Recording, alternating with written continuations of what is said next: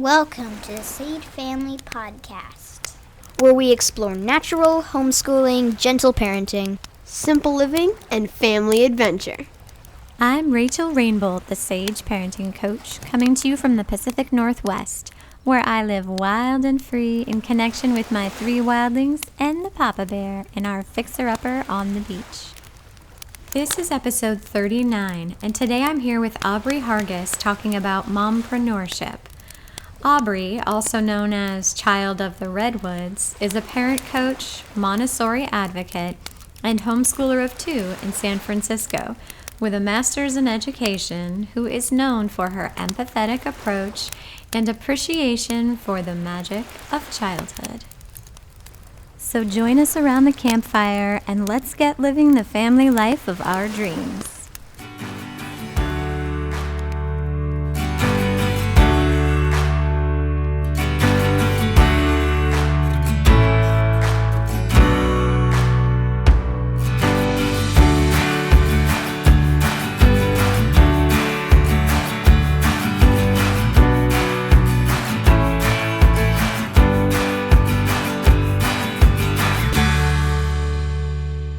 Share your favorite episode of the Sage Family Podcast with your friends. Screenshot the episode right in your podcast app and share it in an Instagram story or in a Facebook post and say why you're loving it. And if you tag me in it, I can thank you and share it too. And you can always post what you type as a podcast review in iTunes too, like Courtney0834, who posted a review saying, "This podcast is my go-to for my self-care free time. I am not surrounded with many people who think like I do, and I feel like I found a group of friends where I can grow, learn, and feel like I'm not alone with the Sage Parenting Group and podcast. It's made it easier to hold strong for the things I want for my family and continue to work on myself. I'm so glad this podcast is feeling like a flashlight on this trail off the beaten path, Courtney, and thank you for leaving that review." The adventure I'm sharing this week was my birthday. I knew it would be a really hard day, being my first birthday without the woman who gave birth to me. So we spent a few days at a nearby mountain lodge resort called Suncadia, where I got to get a massage at the spa while my kids swam in the pool, sit by the fireplace and read, look out over the mountains and river from our balcony, walk the lighted paths among the wild deer to the restaurants, make s'mores at night around a bonfire, and ride bikes as a family through all the trails. On my actual birthday, I listened to the voicemail my mother left me last year at midnight, and then we rode bikes to a nearby abandoned dairy farm, which was as perfect as this day could be. Happy birthday to you. Happy birthday to you. Happy birthday, dear sweet pea. Happy birthday to you. I love you very much. I hope you're having a fabulous birthday vacation. I love you. Happy birthday. This little trip was quiet, slow, and good. It provided just what I needed to feel connected with my loved ones, my emotions, and my body, all of which need gentle tending in this season of grief. Being an entrepreneur has also been a tremendous asset this last year, as I supported my mom through her final transition and then had to turn inward to nurture myself.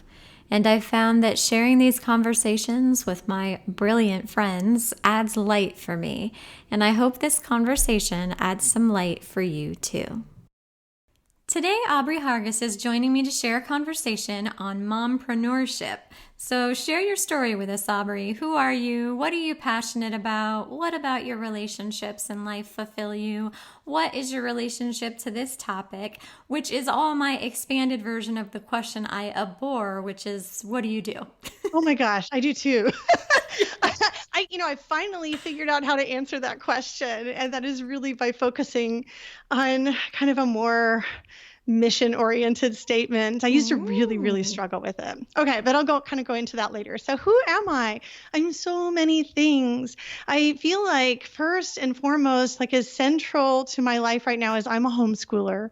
I have 2 boys. They're ages 9 and 12 right now. I've homeschooled them the whole time. So I've gotten to be and stay home with my children ever since really I had my first baby. And I have not totally exited myself out of the workforce. I went back with my little one to teach in a little toddler classroom because education is my thing. I've always been in the classroom. And so I just took my baby with me when I went back. And then when I came home again full time, it's not like my work ever stopped. I was always kind of thinking and dreaming about different things to do. And there was this, in terms of mompreneurship, there was this moment after I had been home full time with my littles where I kind of realized maybe I don't have to go out and work in another place. Maybe I can continue to pursue my dreams and to work and fulfill my spirit and pursue my life missions here with my kids. And that was like a great epiphany when that happened for me. And I kind of realized that. So mompreneurship is not something I ever kind of consciously thought, okay, I'm going to do this and now I'm doing it. It kind of evolved for me over time as the internet blossomed and I think more women started realizing that they could merge parenting along with their career and that really you don't have to choose just one or the other. You can create a life that you want that is kind of gives you the types of rhythm and routine that you want. And if you don't want to stay home and homeschool your child, I would say it's not for everybody. Not everybody wants to do it, but I really did. And I think that it is amazing that whereas before in my life, I hadn't been able to even conceive of a pathway for that to happen, for me to meld both. I was only seeing it as like Aubrey is going to have to give up one of these 2 things that she really loves about herself and her life. And it hasn't been something that has evolved for me easily. I think that anytime you enter a life mission or, a passionate career, it takes a lot of soul searching and digging deep into what really is meaningful to you and what's really important for you. And also what your family really needs in terms of income in order to be happy and survive in the world and to feel like everyone's needs are met. So to jump right into entrepreneurship. I love it. My God. My background is in education. And so that is kind of always like this parenting thing goes along with what I've always loved, which is learning about children and child development and how they learn. I grew up in a Montessori household. I don't know what you know about Montessori, Rachel. Do you know a lot about Montessori? I do know a fair bit about Montessori. But who knows how much our listeners know? So feel free to, speak to me as though I'm just hearing about it for the first time. Montessori, what's that, Aubrey? It's so hard to answer because in the modern time, I think it's very popular right now on social media and Instagram. And because we live in such a visual world, I think what a lot of people get out of it is, oh, this is a great way to organize your shelves. It's wooden toys on open shelving.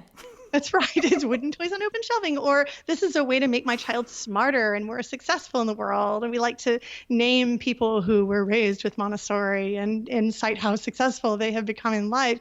And when you really dig deep into Montessori, it's very, very mission oriented and a whole lot about viewing the path of life from beginning to end as just this beautiful evolving of the human spirit.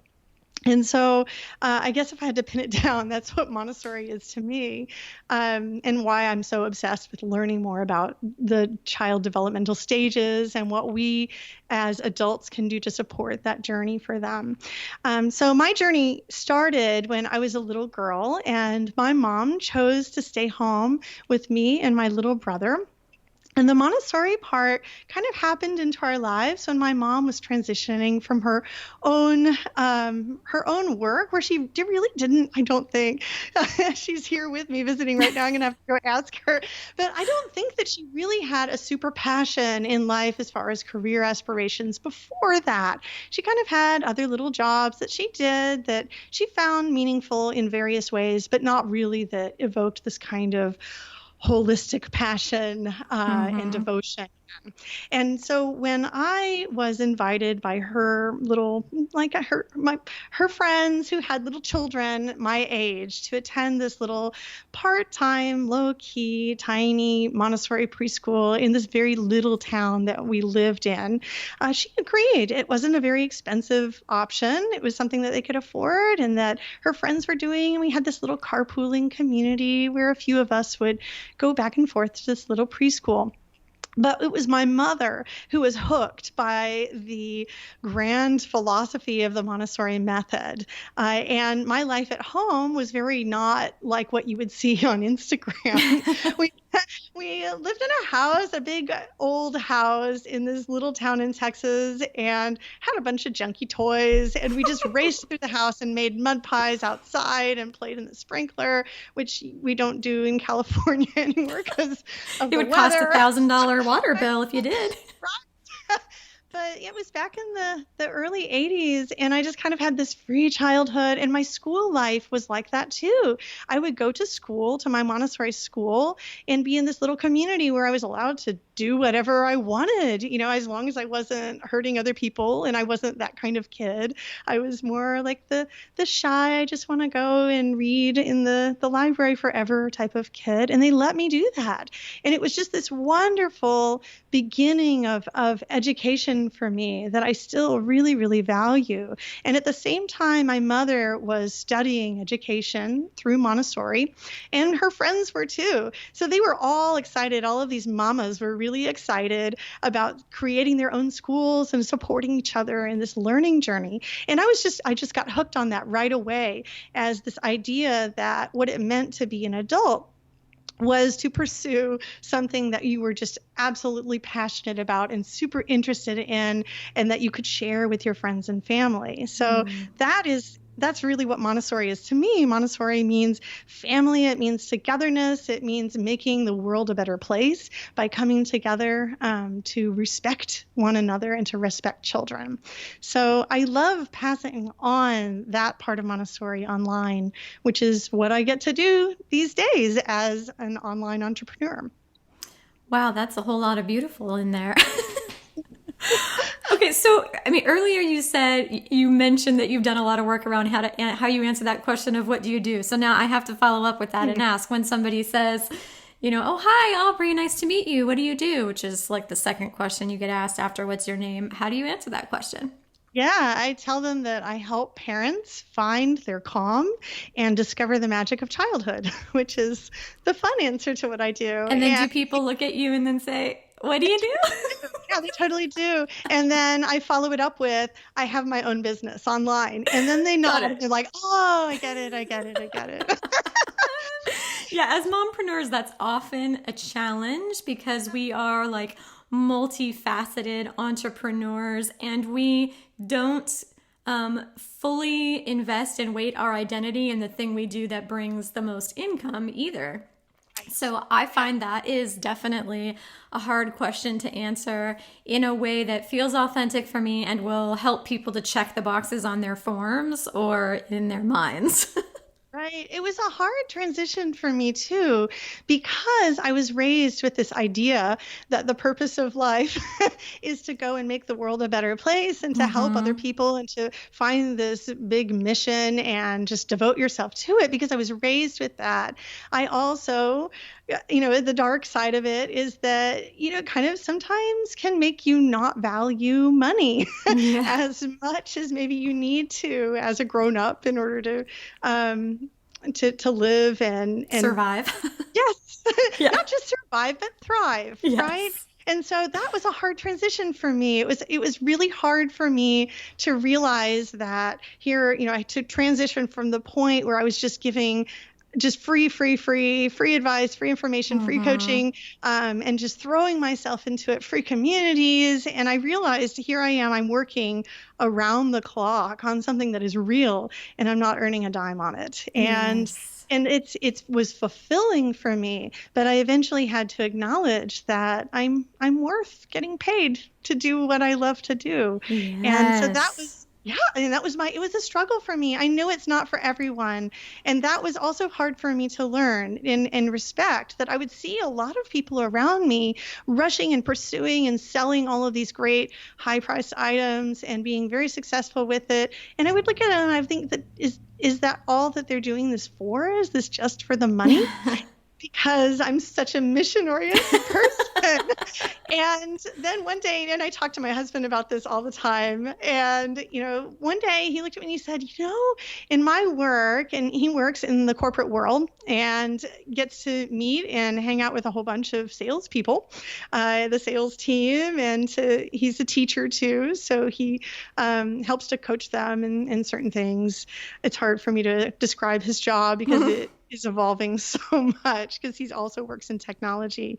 But he looked at me and he said, I've gotten to meet so many wonderful and interesting salespeople, and some people, for them, the mission is like the sale is part of the mission, and they love selling. And, so for some people, entrepreneurship is a good fit for them, because it's not just about the mission, it's about the excitement of, persuading people that they need to buy this thing that is going to change their life for the better. And I think when I made that transition into thinking this is not just a one-part system, because with the one part, with just the mission, I was kind of running myself ragged trying to please everybody and to be everything to everyone. And when I made the transition into thinking of myself as not just, here's Aubrey doing what she can on the mission to save the world, to Aubrey deserves, for this to be a career and to be a respected career and to get paid for her work. It was just like a big deal for me that I had to overcome and realize that selling and launching new projects and getting paid for them is just part of the deal.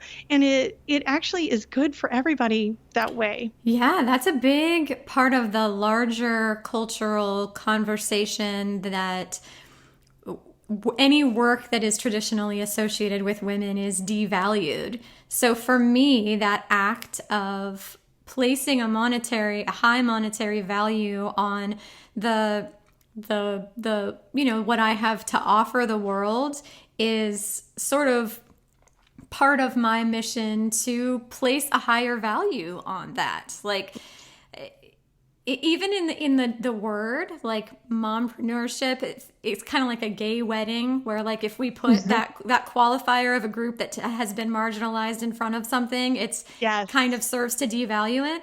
I do use the word mompreneur because there are some very unique challenges to being an entrepreneur that is a part of being like a full-time parent and an entrepreneur. So I do use it, but even that word, I use it while being mindful of that. I want to change that dynamic where work that is about helping children and making the world better, like that work has value. And when I started off with 6 figures of student loan debt, and like I had to pay my student loan bill.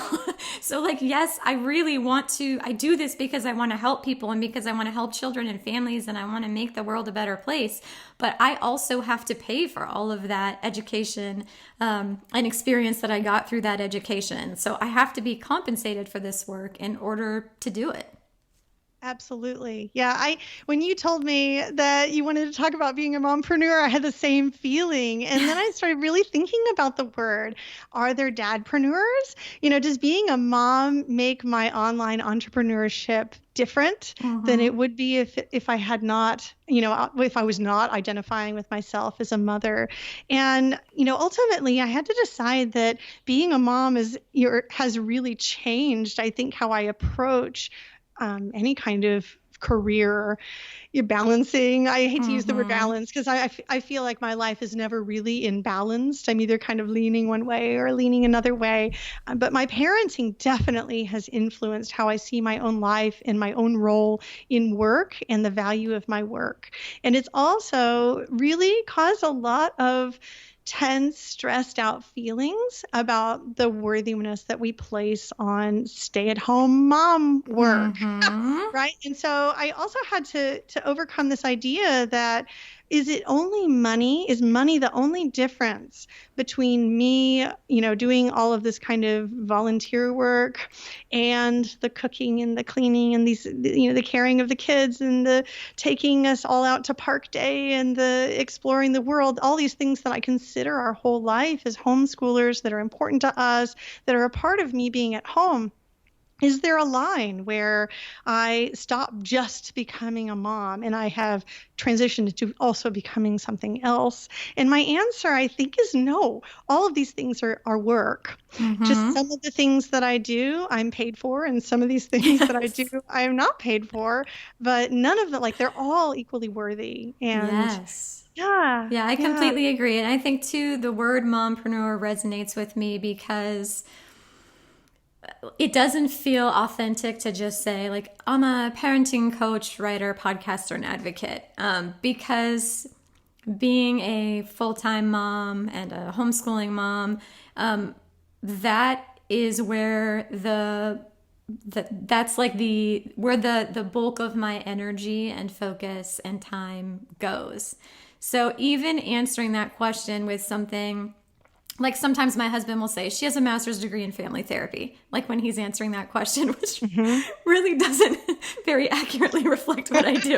But right.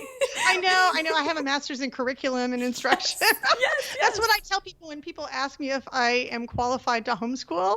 It's my default. And the real answer, of course, is I'm a mom. Parent. Yep. Of course, I'm qualified to homeschool. I'm my child's parent, so that qualifies me. Yeah. But that's totally. Why you can shut up now answer is I have a master's in education. And they're like, oh, okay. And then I feel bad because not everybody has the privilege of using that answer. Right, and we should not have to use that or give any kind of excuse. I feel so strongly that we have this idea that parents, it's a little bit about homeschooling, my view of homeschooling, but we have this idea that when we become parents, we are fully capable of raising this little newborn baby, right? And all we have to do is we have to get support and we maybe read some good books on parenting or get some mentors and we can fulfill this role of being mom to this little baby's life. But all of a sudden... Only until they're 5. Right. Then you're no longer qualified. Exactly. Then you have to prove that you're qualified to do the same thing that you've been doing all along. And just extended, further in the child's life. And it's infuriating. And I have this deep gut feeling that it's all wrapped up in this worthiness of what it means to be a mom and how much value we place on it and what it really thereof. Yeah. Well, and I want to include the explicit disclaimer right along those lines that there is no implicit devaluation of motherhood underneath this conversation. And obviously, if you've been listening thus far, you've already picked up on that. But I just want to explicitly state that you are enough as you are. So motherhood does leverage my strengths and allow me to change the world for the better in this other way.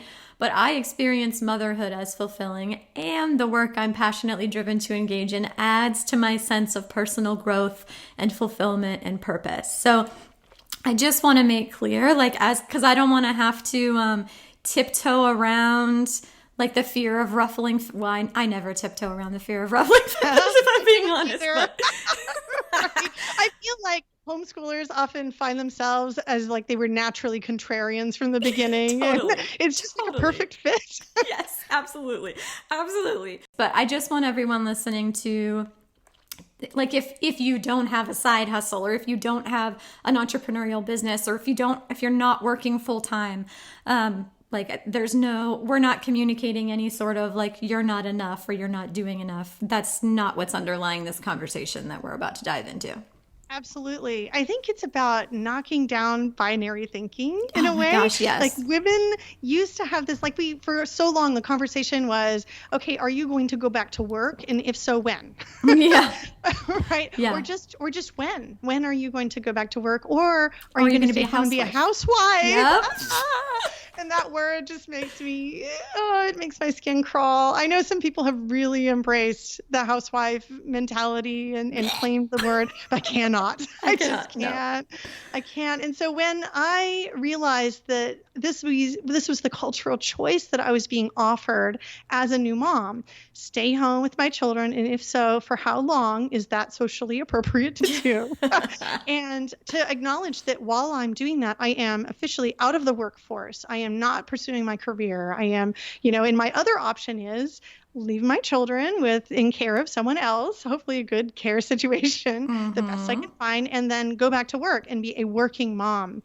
And I chose neither option.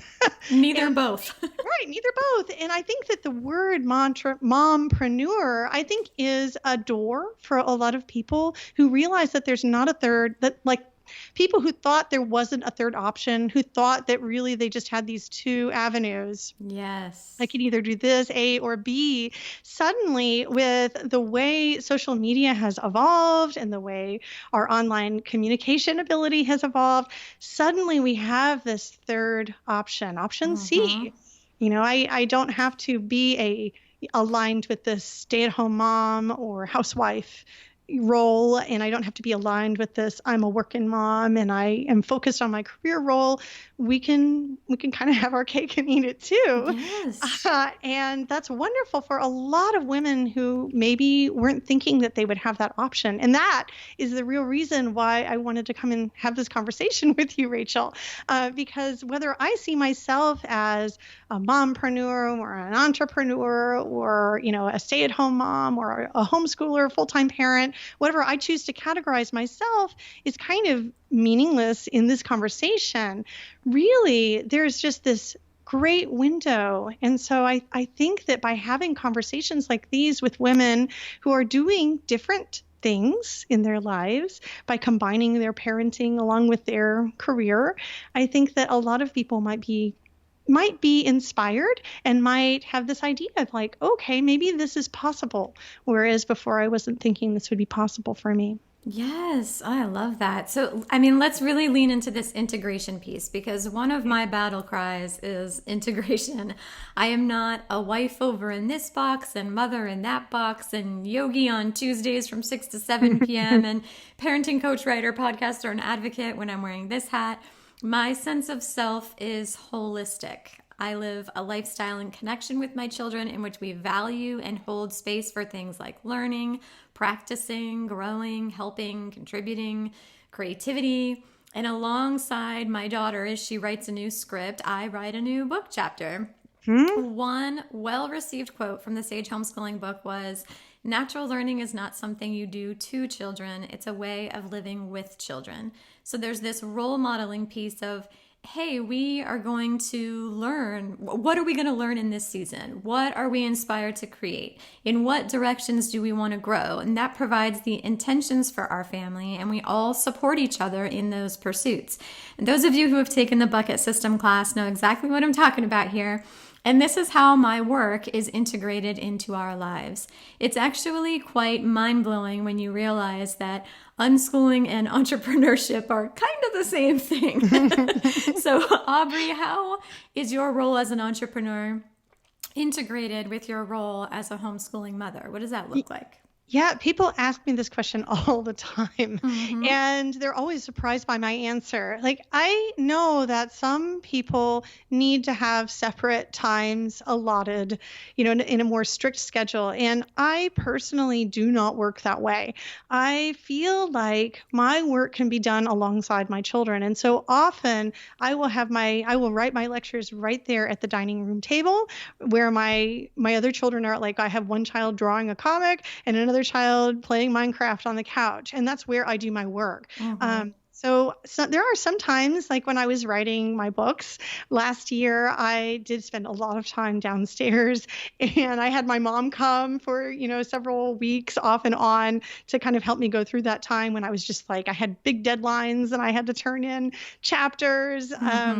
And I was just on a more rigid schedule. But that's not how I love to work. The way I love to work is I take my work with me on the go.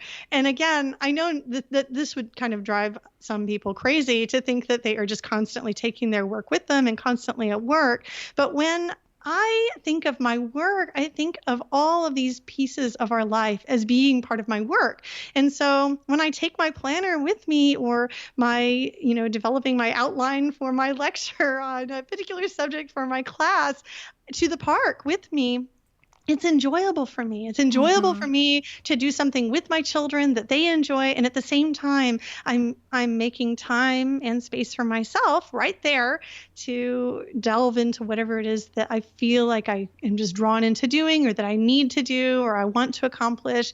And so really, I have very little time that is just absolutely scheduled. Like, on Monday, I kind of I love the idea of having like Aubrey has Mondays and Tuesdays alone and then homeschools on Tuesdays and Thursdays. Yeah. But that's never the way it's ever worked for me, just ever. Yeah. My husband travels a lot. And so I am, solo parenting them at home a lot. We have homeschool co-ops come and go. I don't know if you've ever participated in those.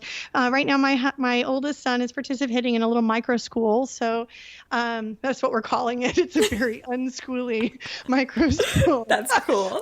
I know. It's like project based. Yeah. It's fun. But like a little co-op. And so he's been going on Tuesdays and Thursdays to that recently this year. And my youngest is home with me the rest of the time. And so that's kind of infiltrated a little bit more of a schedule to our lives. But in general, it's in flux constantly. They take a lot of classes here. Sometimes they like to enroll. My youngest son likes to enroll in gymnastics sometimes, and my oldest is taking coding. Like, they have their own interests. And so I am doing like carting them around to various things and bringing my work with me while I'm doing this. But because we're choosing to live this life, we're more spontaneous. We kind of travel when we feel like it. We, sign up for this class and have this little schedule for a while, and then it's over after 4 to 6 weeks sometimes, as it works for us homeschoolers. And then we're into something new or different. My routine and rhythm is constantly shifting, and it's shifting with their development too. When they were little, I always co-slept with my children, right? And so our nap schedule was always fluctuating, and my youngest was in this one routine. I realize now you teach sleep coaching too, right? Yep. Right. So anyway, but this is how I did it. So I just slept with my babies. I loved the heck out of it the whole time. It's like attachment parenting based sleep coaching. So carry on. I promise I won't scold you. Totally in sync then. Yes. So my youngest was in this one rhythm where he was refusing naps because he was too excited because his older brother was just too exciting during the day. And I just leaned into it. And I was like, okay, you want a nap? You want a nap? You don't want a nap? I'm not forcing you to nap. We're just going to stay up and then sleep when we feel like it. And so he was in this routine during this one period where he was going to bed at like 4 o'clock in the afternoon and then sleeping all night and waking up 12 hours later, like 4 o'clock in the morning. And so that's when my schedule shifted. And I just became this person who would go to sleep early and then wake up. And I learned how to appreciate the sunrise during this period of my life. It was lovely. And I just like this, because I was able to follow my child's natural rhythm that he was expressing a need for at the time. There was just this wonderful flexibility to it, but it didn't last. It shifted again. Like, as his sleep still shifted, then mine shifted. And as my older child has now entered into, the beginnings of adolescence at age 12, he is starting to sleep in. Like, we used to go out in the mornings, and now it's like people are like, oh, hey, Aubrey, do you want to go to this thing? It's at 10 o'clock in the morning. And I'm like, no, are you kidding? That is so early. Yeah. we'll be around maybe 1 or 2 or 3. We can meet like it's hard to get out the door before noon for us, and that's just because that's the rhythm of our life right now. Yep, that's the season you're in. Yeah. So for us, for my work, as far as integrating, because I'm working online, I can do that. I'm literally in my dining room right now, which is my office, and we moved our dining room table into the living room. We live in San Francisco, so we don't have a great big house. We have kind of a smallish house, a little 2-bedroom. My boys share a room. We're always on top of each other, which is just part of life here. And we've just kind of leaned into that. And it provides a lot of opportunity for conflict, which I think is part of the learning process too. For sure. Yeah. And so when we talk about integrating homeschooling, parenting, work, I have never separated myself into these categories either. So my self-care, sometimes it's really, really important, and it's part of my work. And I don't see it as less valuable than anything that I have to accomplish before midnight in order to get something done. It's just as important. And sometimes I don't get enough of it. Sometimes, I lean too heavily and I'm just completely passionate and totally absorbed in a certain project. Usually just before the beginning of any new session of my homeschool class, I'm just don't try and schedule any kind of play date with me during the 2 weeks before then. I'm a mess, right? Yes. It's kind of a wonderful mess. And my children get to experience that kind of rhythm from me too. And sometimes that means that I am not as involved with them as one would expect a homeschooling parent to be. I'm like much more into my work. And sometimes I'm not online as often as maybe people think I am. We live in this 24/7 society online where it's expected that your presence is there. But I am not. Like sometimes I lean into it, but very often I try to do that kind of thing more intentionally, get in, do the kind of connecting that I need to do, or the networking I need to do, or the teaching, and then I shut it off and transition into some other part of my work, which might be doing dishes, or might be taking my kids to the park, or might be writing in my planner, which I love to do, or journal, or binge watch something on Netflix. I mean, not all wholesome, right? Or go to the store, go to the coffee shop for the millionth time and get myself a latte and a brownie. I don't know. No, it's so nice to have someone else come on and like give a picture of what that integration looks like for them. Because I talk a lot about that, about what that looks like for me throughout this podcast. Like I think I've mentioned that I wrote all except my very last book with like a nursing sleeping baby or toddler or young child on my body. And I carry around like this spiral journal notebook thing in the car. It's in the driver's side of the car.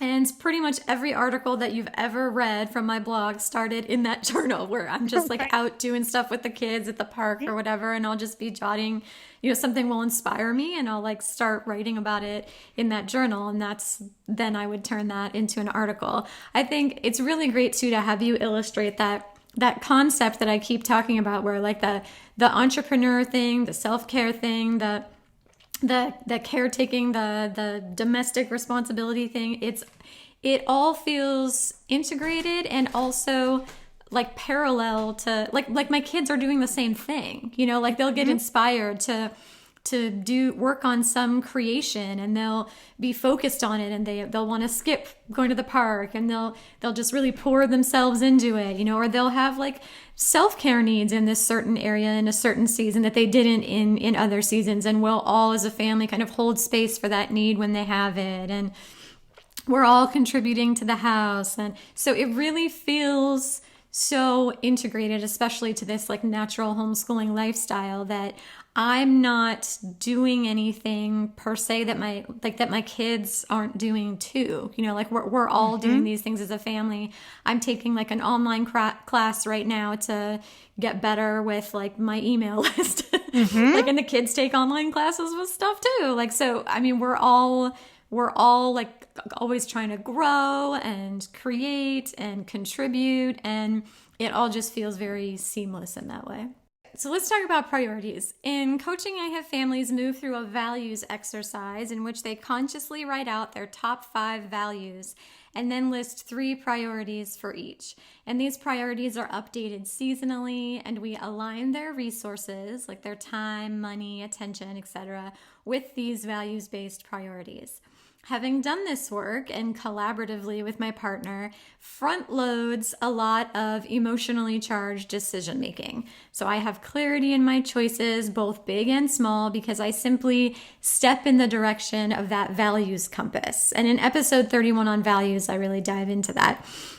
But I do something similar in my work where I break down my seasonal intentions and align my resources and efforts with those priorities. And I know a lot of people are big on goal setting, but goals are outcome oriented and often largely beyond your control. So I choose to focus on intentions, which are all about how and where I show up.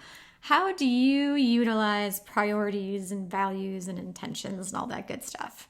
I love your description of intentions. It reminds me kind of more of like, it's not black and white like goals are. It's more shades of gray, or just maybe shades of a rainbow, maybe colorful, right? Because sometimes, goals are more like you meet your goal or you don't meet your goal. And if you meet your goal, you get rewarded. And if you don't meet your goal, I guess, you don't, if you're not getting punished by not like self-punishing, then you're just dealing with the disappointment of having not met the goal. But yeah, I think shifting from that kind of mindset of like, I'm going to do this certain thing and get this certain outcome, to allowing yourself to explore the many possibilities that might emerge from this idea that you have, or this value that you have, or a priority that you have, something kind of a dream that you want to make happen, I think is much more helpful. And I think that there can be some place for more hardline priorities, like if I am launching a particular course or something, there are things that need to happen in a timeline in order for me to get to the end goal. And so laying them out on paper, just like the reasons why I want to do this and being super clear on that is kind of like my intention for why I'm doing it. And then, just having kind of a sketched out plan of how I'm going to make it happen on a certain timeline. I find that helpful. But as far as like in general in life, how I really do it in a hands-on way is the first way I would say is one of my big intentions or values is being out in nature. And here in San Francisco, we live in an urban environment where I can't just walk out into a forest. I have to make sure that I get there. I have to take myself to a park, and or the beach or somewhere. There are plenty of beautiful places that I can go hiking or to take in nature, but I have to get myself out of the house and physically get myself there. And I have found that once I'm there, that is the perfect place for my brain to do this kind of value intention planning. And I usually do it verbally. My husband and I kind of make this a priority in our lives. Like every weekend we want to go hiking, and it doesn't always happen. We try to make it happen like once or twice a week, depending on how our schedules go, where we will go and just take a really big, long family hike up and down the coast or in the woods, or, even just hanging out in Golden Gate Park, where it's a little more urban, but we're still out among the trees. And while we walk, we kind of have this routine. The boys go on off ahead. They're usually gathering sticks and playing around with them or exploring nature. And my husband and I just tune into just our bodies and talk with each other. And all of these values come out, these stresses that we've had at work, and we can use each other as a resource for that. And so usually this big brainstorming about the bigger grand priorities that I have comes out with him in those walks. And when I come back, I feel so inspired. I feel so good and healthy, having just done all this exercise with the person that I'm in love with, and someone who is really tuning in and listening to me and giving me feedback, that I'm just inspired and I want to go and write something all down and do a bunch of brainstorming. And so usually the if not the afternoon after, then usually the day after, My notebook is just like full of scribbles, ideas. So that's kind of how it starts for me. And from there, I've always been kind of a messier, more spontaneous type of person. I have never been able to keep myself I know some people love it and some people live by that kind of organization. And that's probably the reason that the concept of minimalism and decluttering really speak to me, because as by nature, I'm the kind of person who will get really obsessed about a project and make a gigantic mess and then just be really into something else and so passionate about it that whatever was there just gets left. And I know that some people don't do that. And I almost can't do that. It's like, well, I get so wrapped up in whatever it is that I'm doing that I just don't just literally my eyes do not see whatever it is that I've made a big mess of before, and we're on to something else. And I feel like, well, this thing is a bigger priority right now, so I'll worry about the other stuff later. And so that's where my planner really comes into play. And by writing down a loose schedule, and by writing down my overarching, kind of dreams and visions and things I want to make a reality, and kind of breaking it down as you had, helps me to stay on track as an entrepreneur. Yeah. Because as a business owner, as a homeschooling mama, I can very much lead my life like that, especially with the way we homeschool, which is not with a very structured, rigid approach, but a more free form, kind of spontaneous approach. And you know what? If we leave a giant supply of art materials out on the dining table for 5 days, maybe we eat dinner on the floor and we're all cool with that, that's okay, right? But it's really not okay in your business to leave people hanging or to not follow through, especially when they're paying you for something that you really feel like is worth of value, and so do they, and you really need to do what you can to make sure that you have accomplished what you said you were going to, right? Yeah. And so those are the two sides of me that have to come together. And the only way I can get them to come together is by writing them down, not typing them. I have tried different online systems, and what works for me is I have one of those cheap composition books I keep with me all the time, and I just write down things, stream of consciousness, little notes, and I just ditch them when they're all full and get a new one. And I also have a planner. So I have 2 books. And my planner has my calendar, my agenda, the times that my kids need to go to their certain things that I want to make sure I don't drop the ball on, and my business stuff, the things that I need to keep track of to not drop the ball on. It all has to be written for me. And if it's down and it doesn't get done, and I write it the next day again so that I will remember to do it. And my mother's the same way. Just a few minutes ago, I was showing her my new planner, which I change my system every 3 months or so, because kind of reinventing my system helps to recharge me and get me brainstorming again. Yeah. And so she was sharing her system, and she's always been that kind of person too. So she's got this elaborate calendar system she remakes every 3 months that lives on her refrigerator.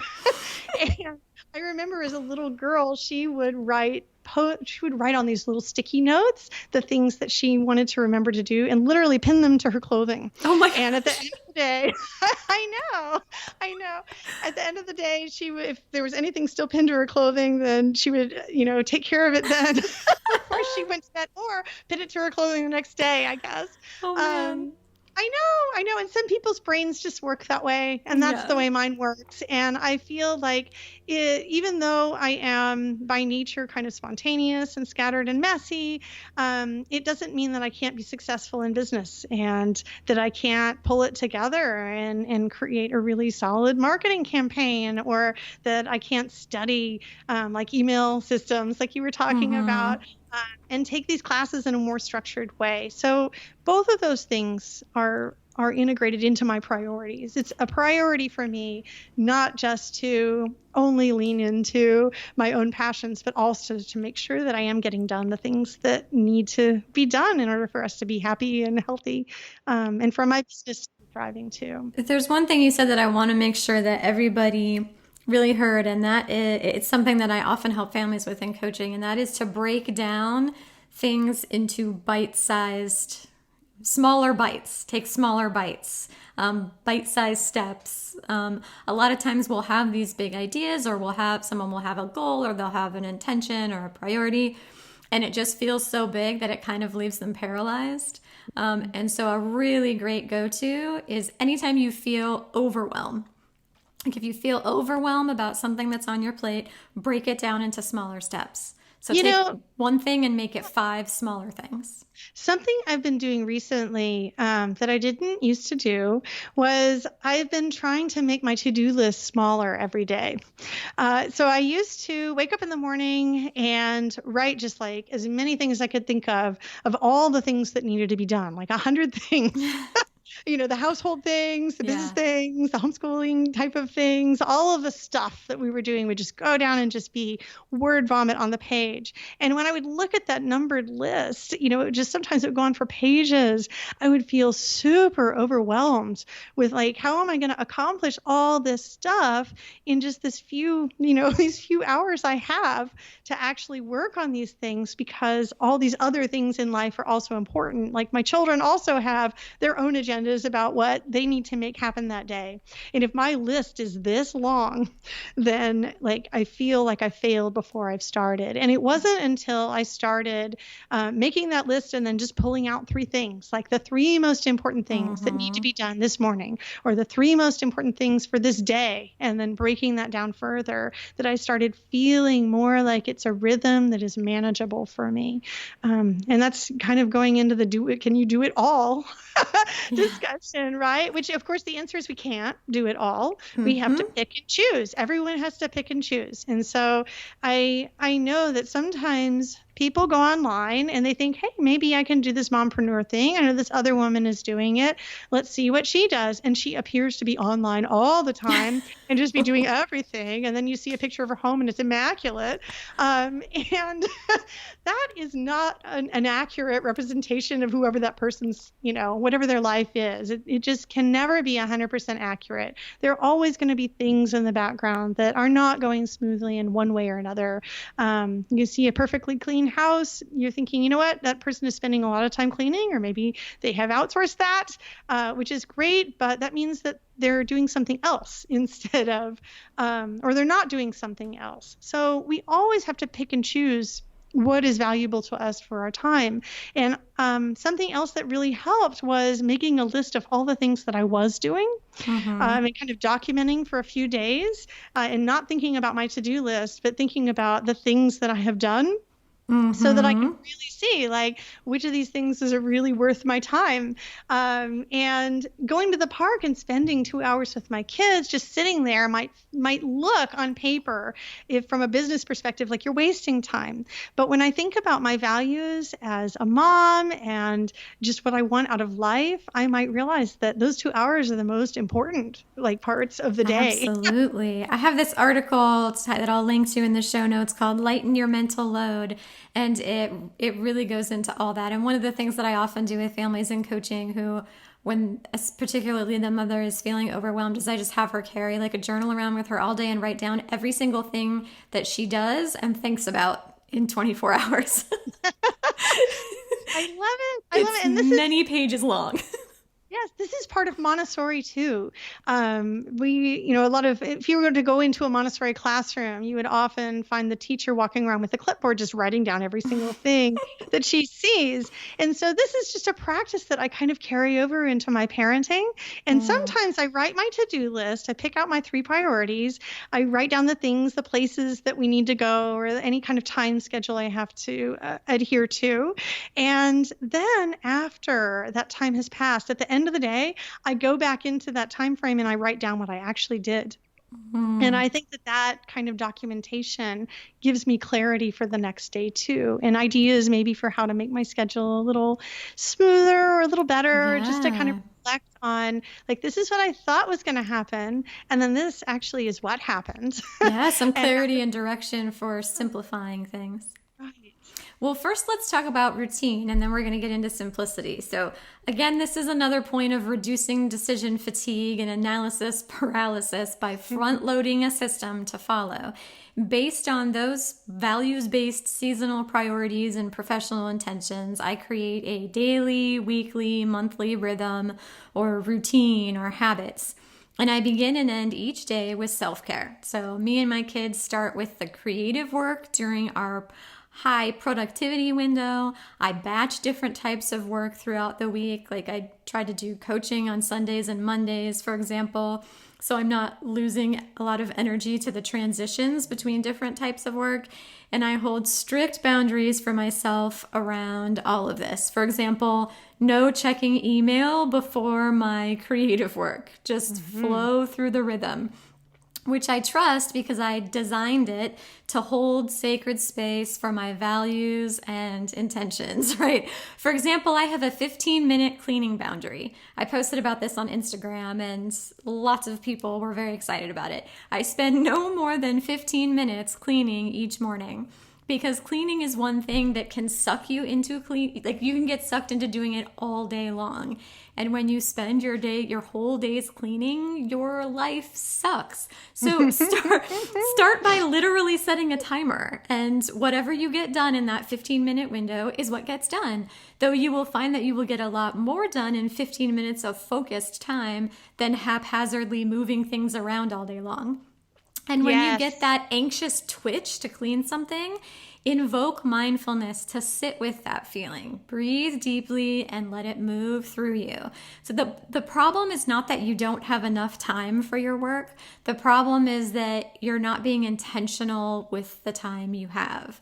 And I actually want to do an entire podcast episode on routine, but until that day comes, I recommend reading the book Atomic Habits, which is a good one on this topic. But share some of your routine with us, Aubrey. Sure. So I wake up and the first thing I do is I drink a hot liquid. Sometimes it's coffee, sometimes it's tea. I've got some tea with me right here, right now. Yeah, I love tea so much. And I don't know whether I love the taste of it as much as the ritual of it. And I love the different ways that you can make it. If I do make coffee, I make it the old-fashioned way where I pour it over and it takes a long time. And sometimes I'm just standing there in front of the pot. And with tea too, I let it brew a long time before drinking, to just let all the minerals and vitamins kind of settle in right before drinking. And by instilling some kind of process-oriented thing where I have to be patient first thing in the morning and wait for something to happen, I feel like it gives me some space and time. It allows me to not feel like I have to respond to other things because I'm waiting for this one thing to brew, this one thing to happen before I'm allowed to move on to other things. And so being fully present in a moment. Yeah. And this has really become something that I've done for a long, long time. And it is a mainstay. It's not something I'm going to give up. And often I'll make a cup of tea at night too, in the same vein. You know, I have some hot liquid to drink at night, usually tea, nothing with caffeine. And that has become a ritual that my children have adopted as well. My oldest, who's 12, he often will, I'll say, oh my gosh, I've got to go to bed. I am so cranky. I'm usually cranky at night. I'm an early bird and I get really cranky at about 7 o'clock at night. I'm done. Don't ask me to give a lecture at 8 p.m. Don't ask me to do anything for you, or make you anything, or noted. I'm done. And my kids know that too. But my son likes to stay up later and later because of his developmental transition. It's just the way it's working for him in this age. And so he often will make himself a cup of tea. He'll tell me good night and I'll go to bed. I like to get in bed around 9 or 9:30. I just do. I'm just tired by then. And I noticed that he will go in the kitchen and have his tea making, space making ritual alone in the evening. And I think that's a lovely thing to instill in our children, is something that makes you wait. And I don't think it has to be tea. I think it could be a lot of other things too, but I think there's a real value in something that takes time, that prevents you from doing other things. And I noticed that when I do have a lot on my mind and I try to multitask and do a lot of things while the tea is brewing or while the coffee is brewing, I don't feel as good after. Like it's not as restorative to me.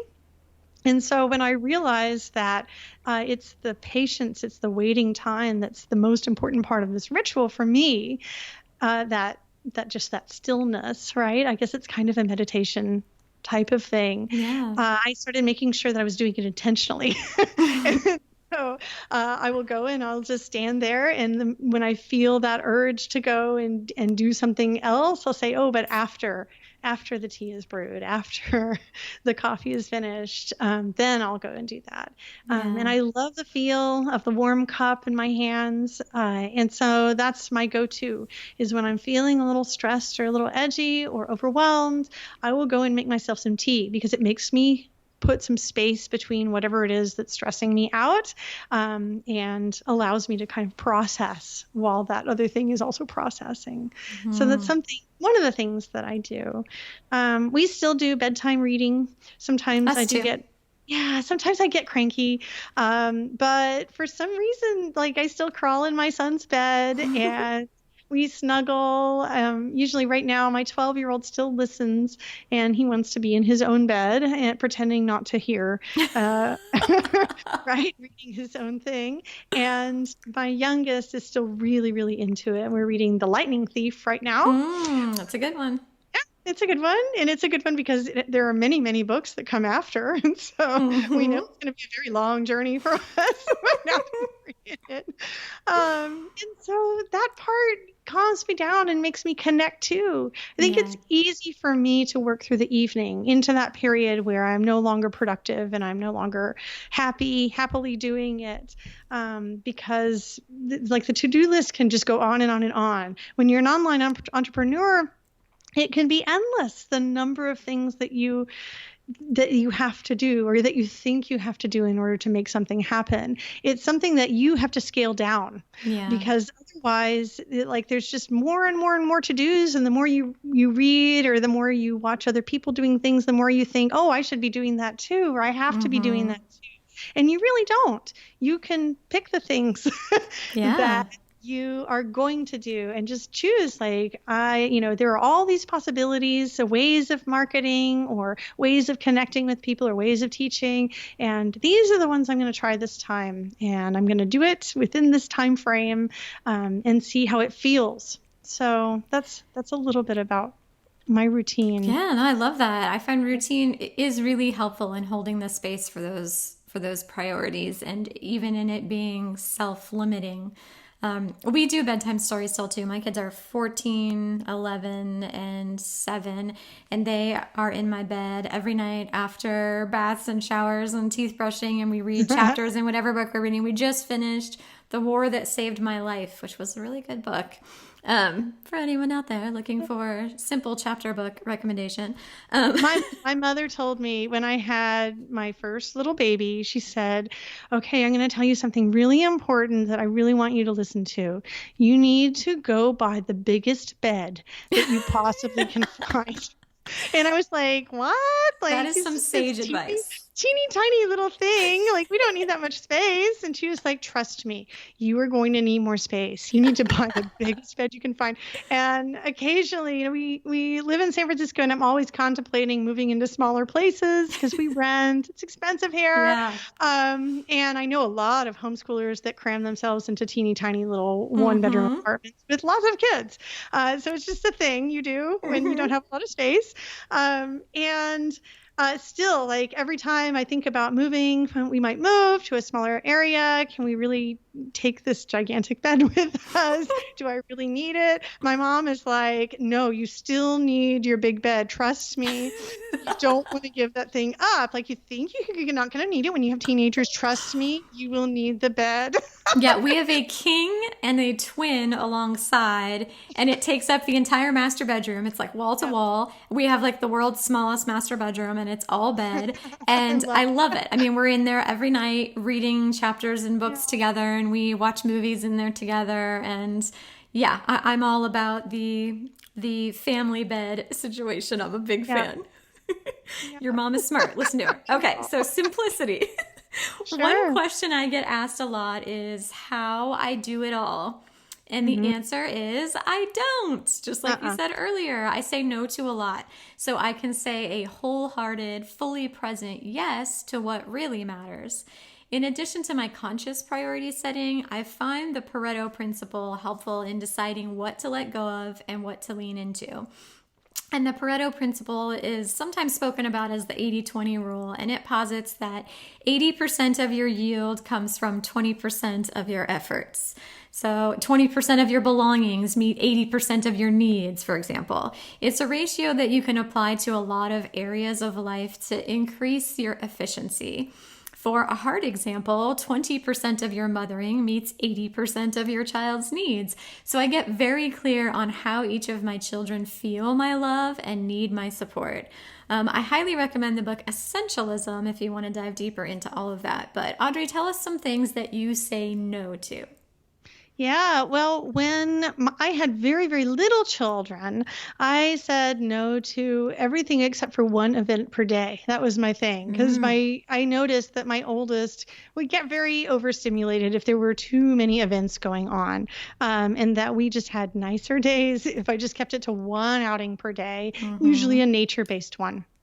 And so that was kind of my simplicity. And I was very, very intentional about having a very slow life with young children, and really extending the amount of time that we spent in the kitchen cooking together, like these marathon cooking sessions, just muddling around with dough and making things, and extended time playing in the living room with our toys, like lots of uninterrupted time. And so I said no to a whole lot of things, just valuing the slowness of life. And now that my children are older, life, and I'm also really focused on my mission-oriented career, life is a lot faster by nature. Like it's inescapable, the busyness that creeps up once the people in your family all start having their own real priorities and you're not making all these decisions for them, right? And so we are here and there a lot. They have schedules, things that they want to go to or to do that I need to fit into my life. And so I find simplicity in the moments. I still reserve, like as homeschoolers, we still go to park day at least once a week and stay for a long time. I think people who aren't homeschooling probably don't know that as homeschoolers, we're kind of notorious for going into a park and staying there for like 3 hours, right? Yes. You do this? Yes? Yes, of course. It's kind of a thing. Yeah. But you don't think about it. When you think about homeschooling, you're thinking, oh, children are working at a desk and doing their work. And then maybe you have recess or something, but no, it's like a whole day event. You get up and finally get the kids out the door, and then you spend 3 to 4 hours at the park together. So those long moments still happen for us, and that's a way that I bring the kind of simplicity. But I also bring it into my business. I say no to a lot of people who want to collaborate with me or want to do things online with me or share the online space with me in some wonderful way. And I'm often really excited about the possibility of doing that. I really am. I love new projects. I'm the kind of entrepreneur person who is not happy to choose one product, one kind of purposeful thing, and then just stay with it. That's my challenge, is staying with something. I'm always wanting to jump to something else that seems really exciting and new that I've never tried before, to learn some kind of new skill or to teach something that I've never taught before. And that's a benefit because it makes me always very energetic about whatever it is that I'm doing, and very passionate. And I just throw myself into that one thing that I'm so excited about at the moment. But it means I have to be really choosy about which thing that is. And I don't like to say no to people. And so that's something that's been on my learning journey, is saying no when, following my heart. And when I just feel that kind of squiggliness inside that says, Aubrey, I know you want to do this, but is it a super priority, or is it really aligned with your life? Or can you do this and continue to do that other thing that you're really passionate about right now? often the answer is no. And it's really, really hard for me to be upfront with people and tell them no and not feel like I'm letting them down or disappointing them. And that's a learning process for me, that in order to have a more simple life, I have to really tone down and say no to things that I know would make other people happy. And sometimes that's play dates. Like I say no to getting together with friends and fun friend days that my kids would like to go on because I can't handle the overwhelm, for adding more things that week. And sometimes that disappoints my kids, and that's hard to deal with too. And it's also hard to say to my kids, like, I know you guys really wanted to do this thing, but I have a lecture schedule for my class, or like I've already got this thing for my business. So they know the word Montessori very well, and they think that the word Montessori means mom's work, which I hope in the end is a really good thing. They're always showing me things. Here is a beautiful leaf, Mom. It's for your Montessori. Here, Mom, I came up with a really cute activity that a little kid would like to do for your Montessori people. It's very sweet. They feel very much a part of my work, and I love that they see me valuing it. And I hope that when they grow up, they will also have memories of me scaling it back in order to prioritize other things. And saying no is hard. It's really, really hard for those of us who value being social with other people and trying to help other people. And so when I say no, it means that I don't get to help that person in some way, even if it's collaborating on a project, it's still helping. And so to say no to helping somebody is really, really hard. And it's something I think I'm still working on. I have no problem saying no to cleaning the house. Like, that's not your struggle. You mentioned that, like feeling anxious, like you want to clean something. No. Let's go outside and pretend like that doesn't exist. You say no to being online too. I manage a really enormous Facebook group. There's like 130,000 or more people in there right now that I started years ago and that I love, and it's very mission oriented. And Facebook and social media, it's an environment that goes on 24/7. Yeah. I have thrown myself into it in order to get that group going and make it really feel like a healthy community. It takes time and it takes personal effort. I think people often think, just go start a Facebook group and, get people together. And that's not how community works. It takes personal effort. You have to throw your heart into it, and you have to really be present, and you have to listen to people and their needs and make connections that are deeper than just trying to get your message out there.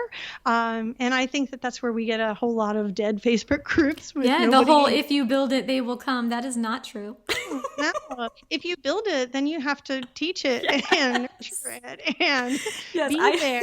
I actually made my Facebook group an exclusive closed Facebook group.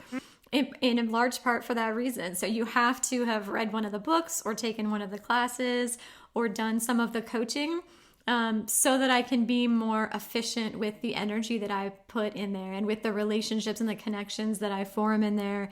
It makes it more of a community where you can completely trust the feedback that you're getting, because people have done a minimum amount of work so that, the quality of the responses are a little bit higher, and even of the questions are a little bit higher. And so then I feel like it's really worth my time to engage with these people because they've already shown that they're down to do the work. You know what I'm saying? Right. Yeah. So I also, something I say no to is we don't commit to doing anything before 11 a.m. because we are not morning people. We are definitely night owls. My kids each do one activity that's just theirs at a time. So my 11-year-old does hip hop. My youngest does rock climbing, or, they all have their different activities and they can change them around, but they can each choose one thing that's just theirs. And then we do, we have other things that we do and that we show up for and that communities that we're a part of. But for having 3 kids, if they each did 3 different things, I mean, that would be 40 hours a week. Right, exactly. So I exactly. feel in hours of driving, potentially. Yes. I don't know how far you are here in the city. It probably takes me a good 20 to 30 minutes to get to the other side of the city. Oh yeah. to It takes wherever me the 20 classes are. minutes just to get from my house to the freeway. Like and to get to anything, it requires getting on the freeway and driving to the location. So, yeah, and I feel great about that. Like I think that helps them too to be like essential with things. Like what's the one thing that you want to focus your energy and your efforts on in this season? Like so just we commit to like one season at a time. What do you want to learn more about, practice, get better at, spend your time doing? And then they put themselves all in for that thing during that season. And at the end of the season, they can decide if they want to pick something different or if they want to go deeper with it. And that's okay too.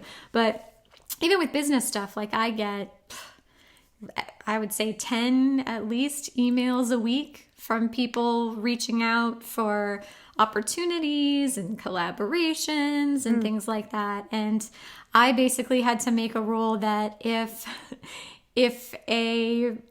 it's not the actual person reaching out, like if it's a VA or if it's an agent or something, I don't respond because it's just too much. So little hot tip if someone's trying to collaborate with me.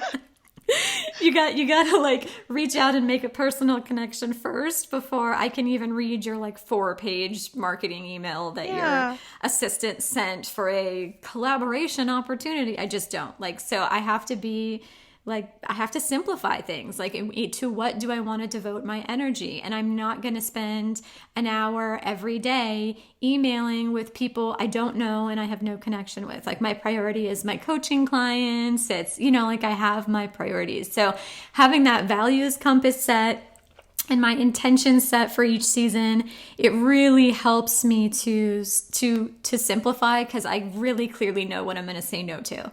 If it doesn't align with one of those things that I have set up for this season, then I say no to it and I let it go. And I can come back around and look at it again when I set my intentions for the next season. But I find that really helpful because I'm not like agonizing over every decision in the moment.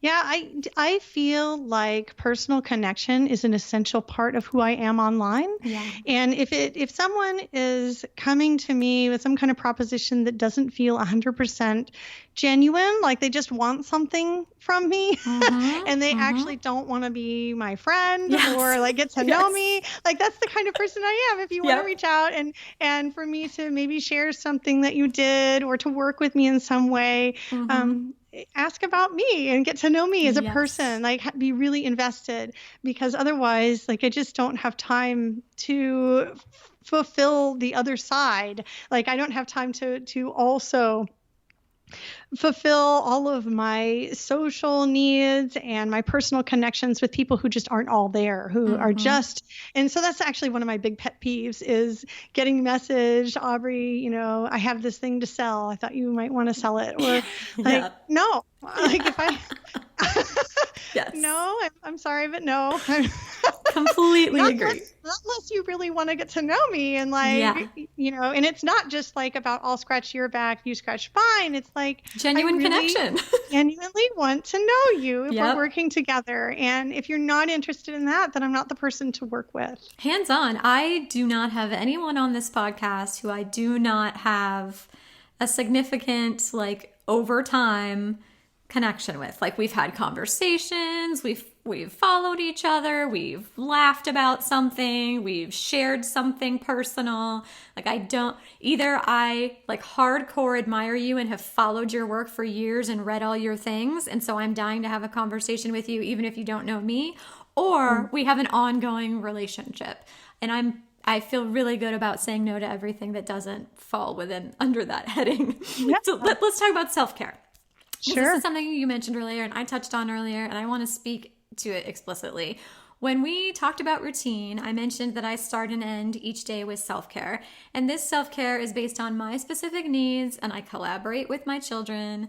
Again, refer to the bucket system here to hold space for their needs too. I wake when fully rested. I read nonfiction. I do yoga. I make a healthy smoothie. I turn on an essential oil diffuser and music. In the evening, I take a bath before we start the bedtime routine. So I show up for myself daily, and also in bigger ways with our lifestyle design, which is really just a collaboration of all of our needs. Our weekly balance of social time is self-care for our friendship and community needs. I need to write. We need nature. So if you're not sure where to begin in dialing in the efficiency of your self-care, you can start by reflecting on the last week and noticing which moments felt most nourishing and why.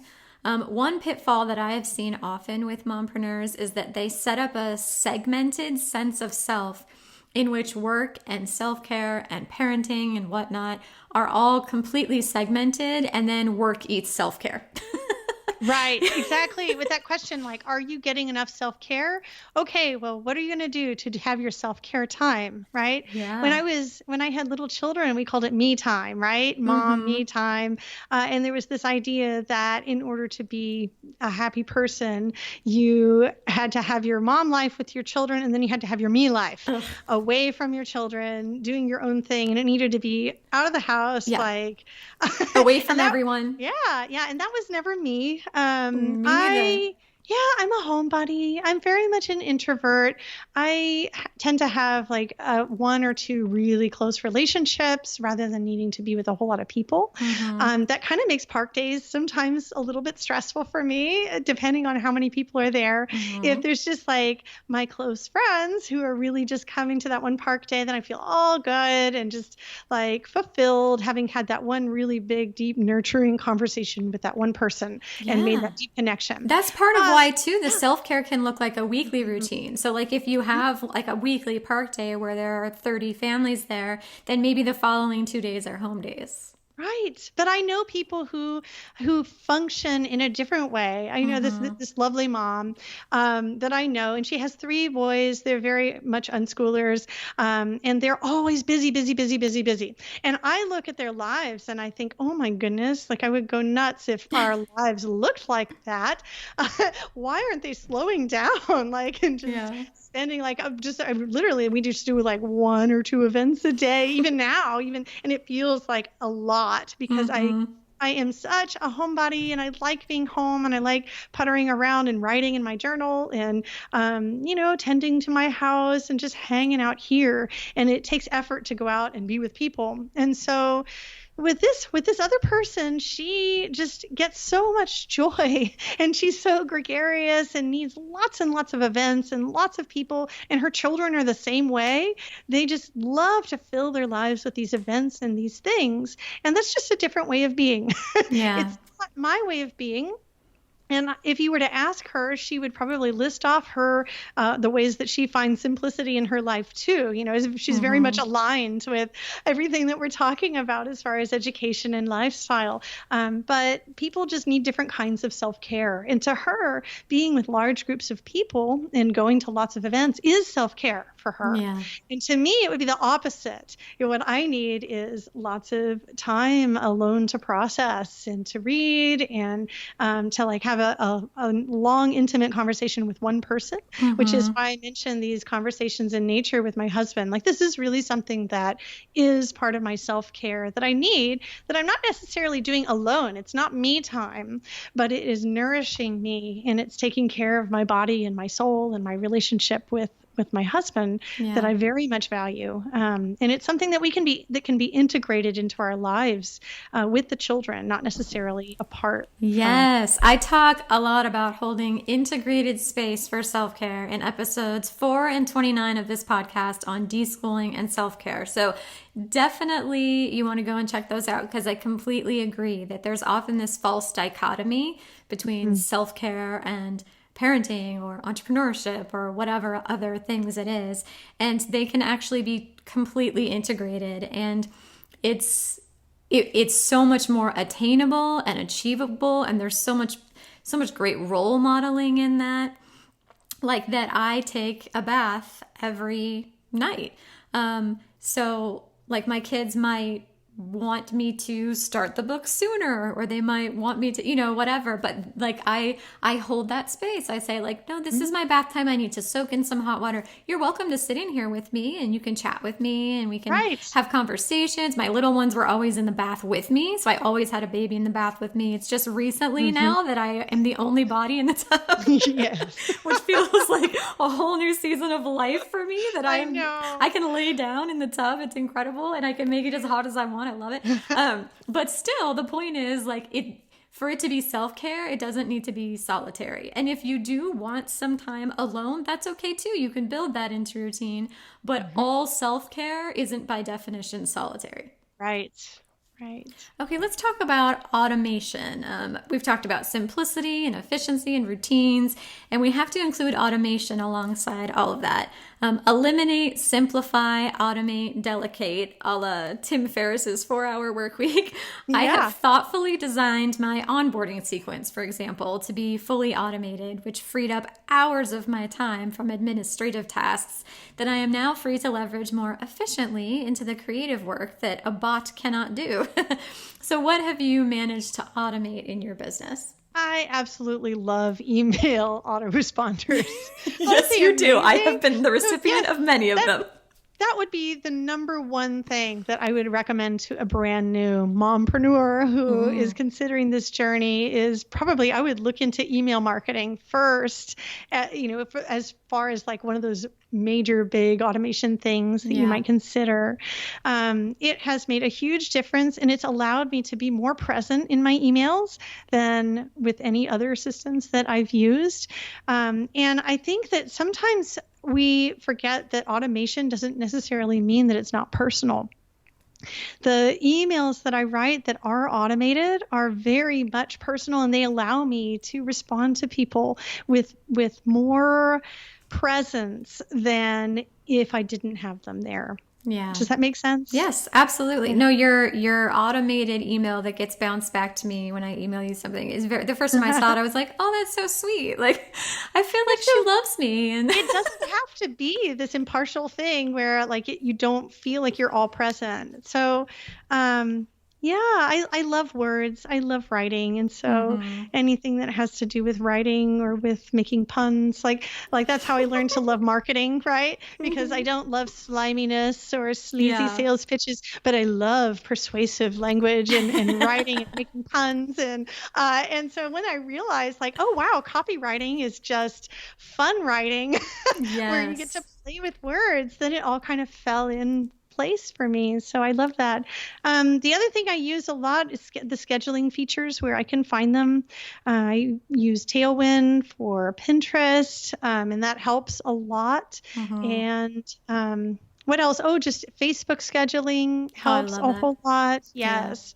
We schedule the Instagram, not the stories. The stories I do in real time, but just the regular feed. And it's not that it's not me. It's just that I can do some of it ahead of time. Yeah, you can batch it. Yes, exactly. Yeah.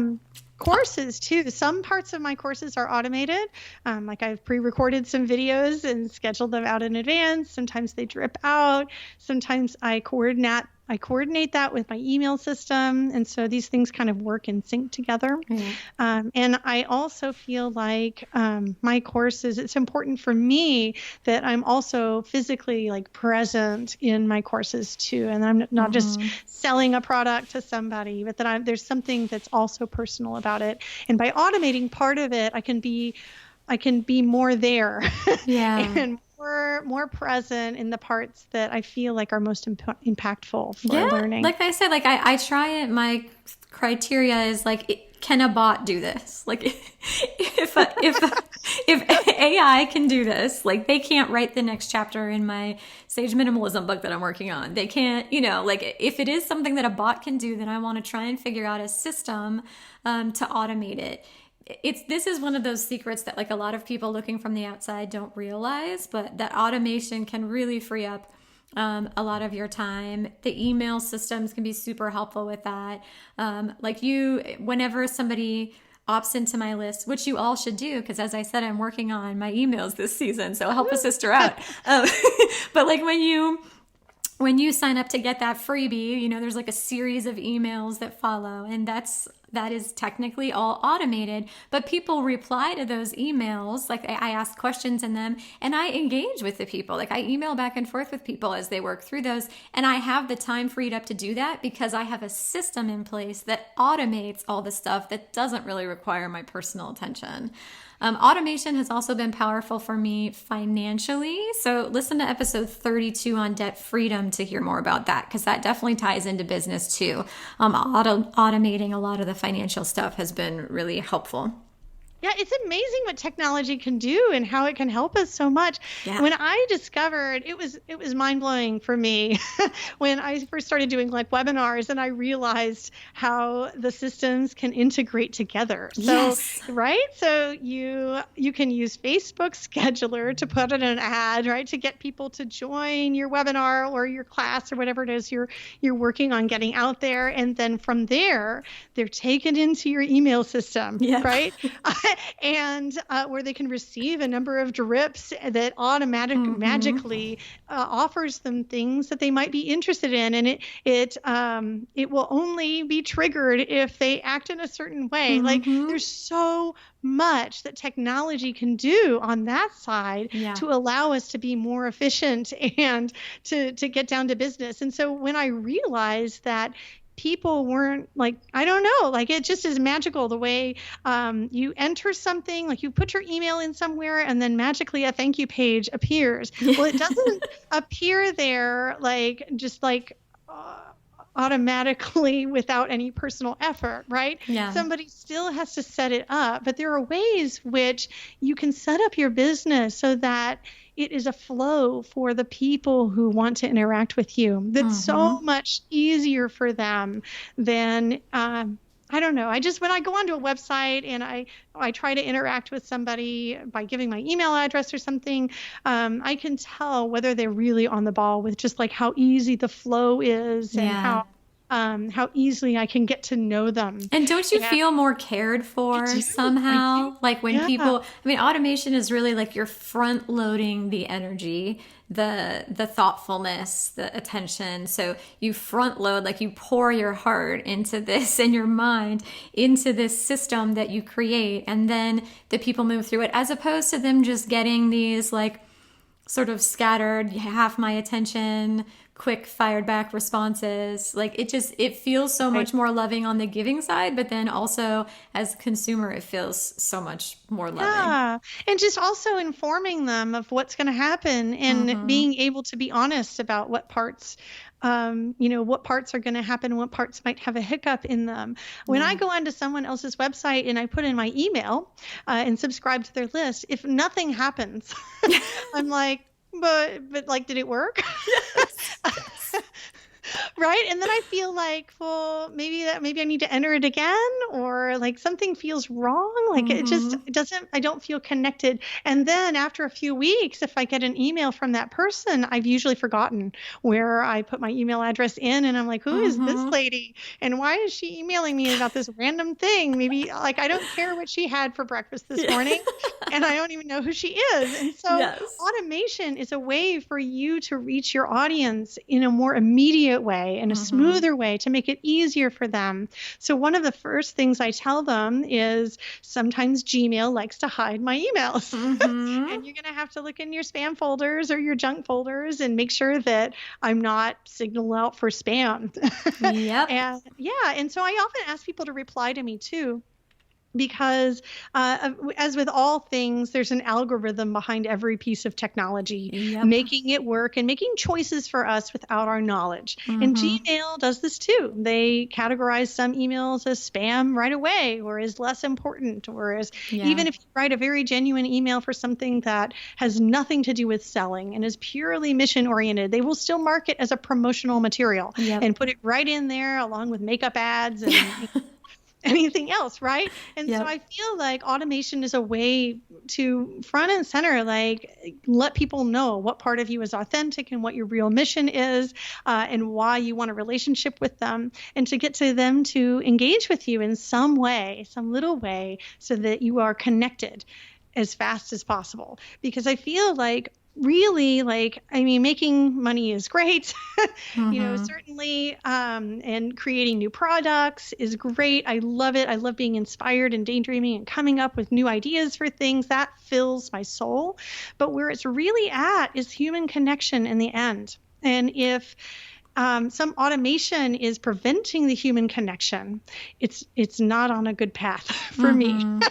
I feel like it's leading me away from the path that I want to be. But if the automation is allowing me to be more present and to connect more deeply with somebody, then I feel like it's a good addition to my collection of technology that I use to run my business. Agreed. So now let's take that next step into delegation.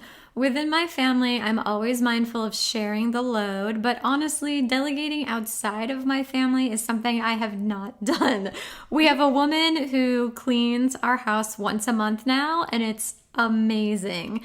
But I've never, literally the whole month, anytime I see a mess or something, I'm like, it's okay because Natalia's coming. Even if it's 3.5 weeks from now, I'm like, it's okay. It's all good. I've tried house cleaners before, off and on. I am severely allergic to dust mites, which makes cleaning very unfun for me, because it's also not fun to wear a mask while you're just dusting or vacuuming. Not fun. And even if I do, I end up sneezing with sinus headaches, and sometimes it can be very, very triggering asthma and eczema breakouts. And so as much as I love a mess, it's really important that I make sure that I'm maintaining the house and that our family is maintaining the house, because my son is also highly allergic just as a person. And so in the past, I have gotten to points where I have been so busy, managing the homeschooling and the family life, and with my husband out of town, often going traveling. It's a lot. And so cleaning is one of those things that I've chosen occasionally to delegate out. And I don't love it. I think it's because I'm such an introvert, and the idea of somebody else touching my stuff is really hard for me. Or also the idea that guilty feel like I could be cleaning this, but instead I chose to spend my time reading this book or journaling my dreams for the betterment of humanity, or taking my kids to the park for 3 hours. I chose to do these wonderful, fulfilling things instead of just doing my duty and taking care of my house, is my responsibility. There's some guilt that creeps in there, huh? Yeah, and it shouldn't. I feel like that is something that I'm still working on letting go. And if you have the resources to have somebody come in and help with that kind of domestic maintenance, then that's fantastic. And all the better if you can let go of the guilty feeling of feeling like you're supposed to be doing that just because you're the mom. Going back to the mompreneur thing, that's something that I think that a lot of us, once we develop other interests and other priorities, we find that might be something that we need to let go of a little more, and it can be hard. Yeah, to look for try to look for those areas that are like I said with my coaching clients, where we'll write down everything that you've done or thought about over the course of an entire 24-hour period, and then after that we move into the simplicity. So we go through there and what things are we going to cross off, what things can you automate or delegate. And for me, the house cleaning was one of those. I mean, it's interesting because our house definitely needs to be cleaned once a week. I have 3 kids. My father lives with us. My husband is probably the messiest of all. We have a dog, and it rains here all the time, and he's in and out of we could definitely stand for the house to be cleaned once a week, but I can't quite at this point tolerate the thought of the expense that would.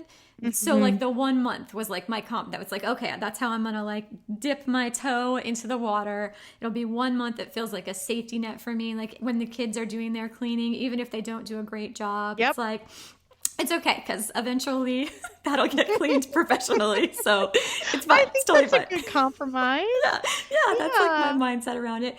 And but I've never in 14 years of parenting hired a babysitter, or in 11 years of running this business outsourced any of the work. So I'm finally feeling ready to take this step, wade into delegation a little more. So I'm currently, I love noticing and noticing the things I'm doing in my business that take time and energy that I don't enjoy doing and that could be done by someone else, and just wondering if there are people to whom I could pass those tasks. For example, researching and writing these like 8-page podcast episode outlines and inviting friends to share conversations with me. I enjoy that work, and it couldn't be done by anyone other than me and still be what it is.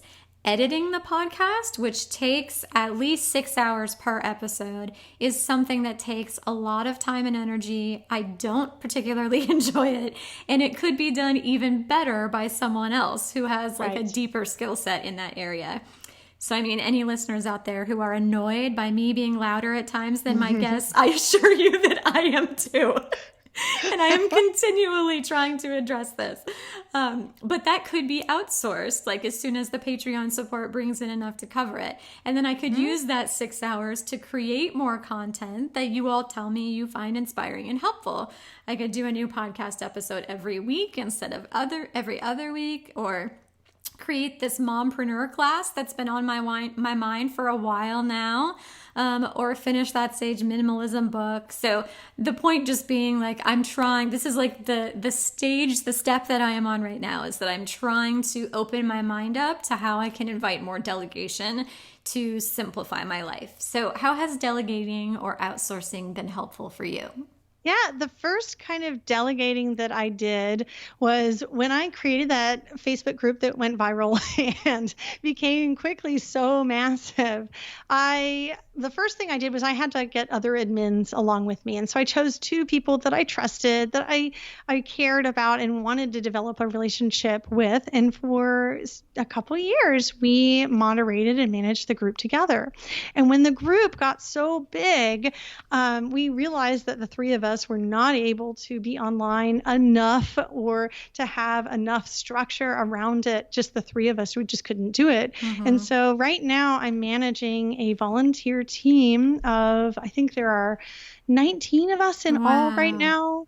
Yeah. And so that's still mission-oriented work. I do tell the people in my group, like it's called Montessori 101, if you want to find this group and participate and learn more about Montessori. And I do teach the people, I go live and I teach the people certain things about Montessori from time to time, all free, and post, when I'm having classes and stuff. So I can use it like that. But since it's so large and so mission-oriented, it's just primarily as like a welcome mat to welcome people into learning more about Montessori. And so the people who are on the moderator team are all extremely passionate about Montessori. And that's been a learning journey for me too, is, going from, I am responsible for this thing I created that has grown so much and I can't possibly connect with every single person, to realizing I don't personally have to connect with every single person in this enormous group. I can teach other people and have other people on my team to share this journey with me. And so that was like my first step into realizing that I could share my work and that it was okay to bring other people in kind of a more structured, responsibility-oriented way, that I could depend on other people to share in this mission work that I love to do. And it is a fantastic team, and the rules for posting in Montessori 101 are extremely strict. And they're very, very, very good about making sure that the posts are on topic and the comments are on topic, and kind of directing the group. Not everybody loves being in a group like that, but a lot of people do. So, I always say there's never a Facebook group for everyone. I also host a whole lot of smaller Facebook groups that are associated with my courses, where I can go into a more personal way, like you talked about, and kind of be more intimate and know the people that I'm working with more deeply. So that was like my first experience with delegation, was in that way. And it was so helpful. Like I hadn't realized this great burden I was carrying alone until I took the step and started including other people in this journey and allowing them to take off some of that weight and to share in the work. And it was just this wonderful thing. So that's been going on for a couple of years now. The team has been going strong, and they've formed their own close-knit community that is wonderful. And I love so many of them have gone further and developed deep relationships with each other. And I love seeing that I got to be part of that process, or the beginning of those kinds of friendships has been fulfilling for me. But the big thing business-wise, as far as running my own business and being an entrepreneur and feeling like I'm in a position to hire somebody to work for me, is I got to hire my very first virtual assistant this spring. Woohoo! And this is what actually, for the listeners out there, this is really what got our conversation, what helped Aubrey and I get to know each other better, because there was some sort of communication around the podcast where I ended up getting some sort of response from her VA. And then I was like, oh, you have a VA. Tell me everything. Yes.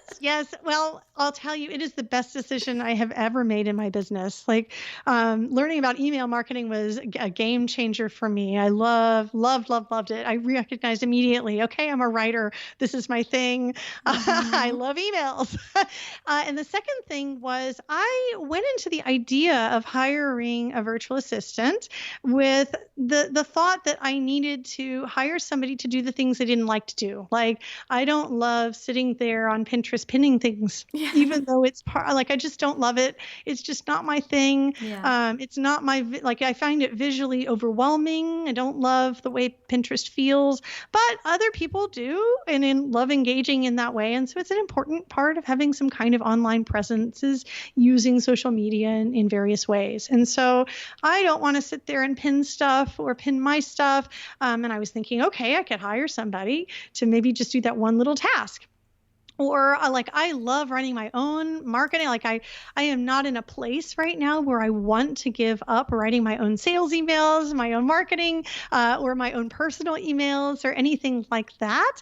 But I am in a place where managing my roster, because I get so many people in my courses, just managing people on the roster and making sure that everybody is, has their right email address, even if they've paid with a different PayPal account. Or they have a different Facebook name, like all of that kind of management stuff. I thought, well, maybe I could hire somebody to do that because that's not something I'm really good at doing.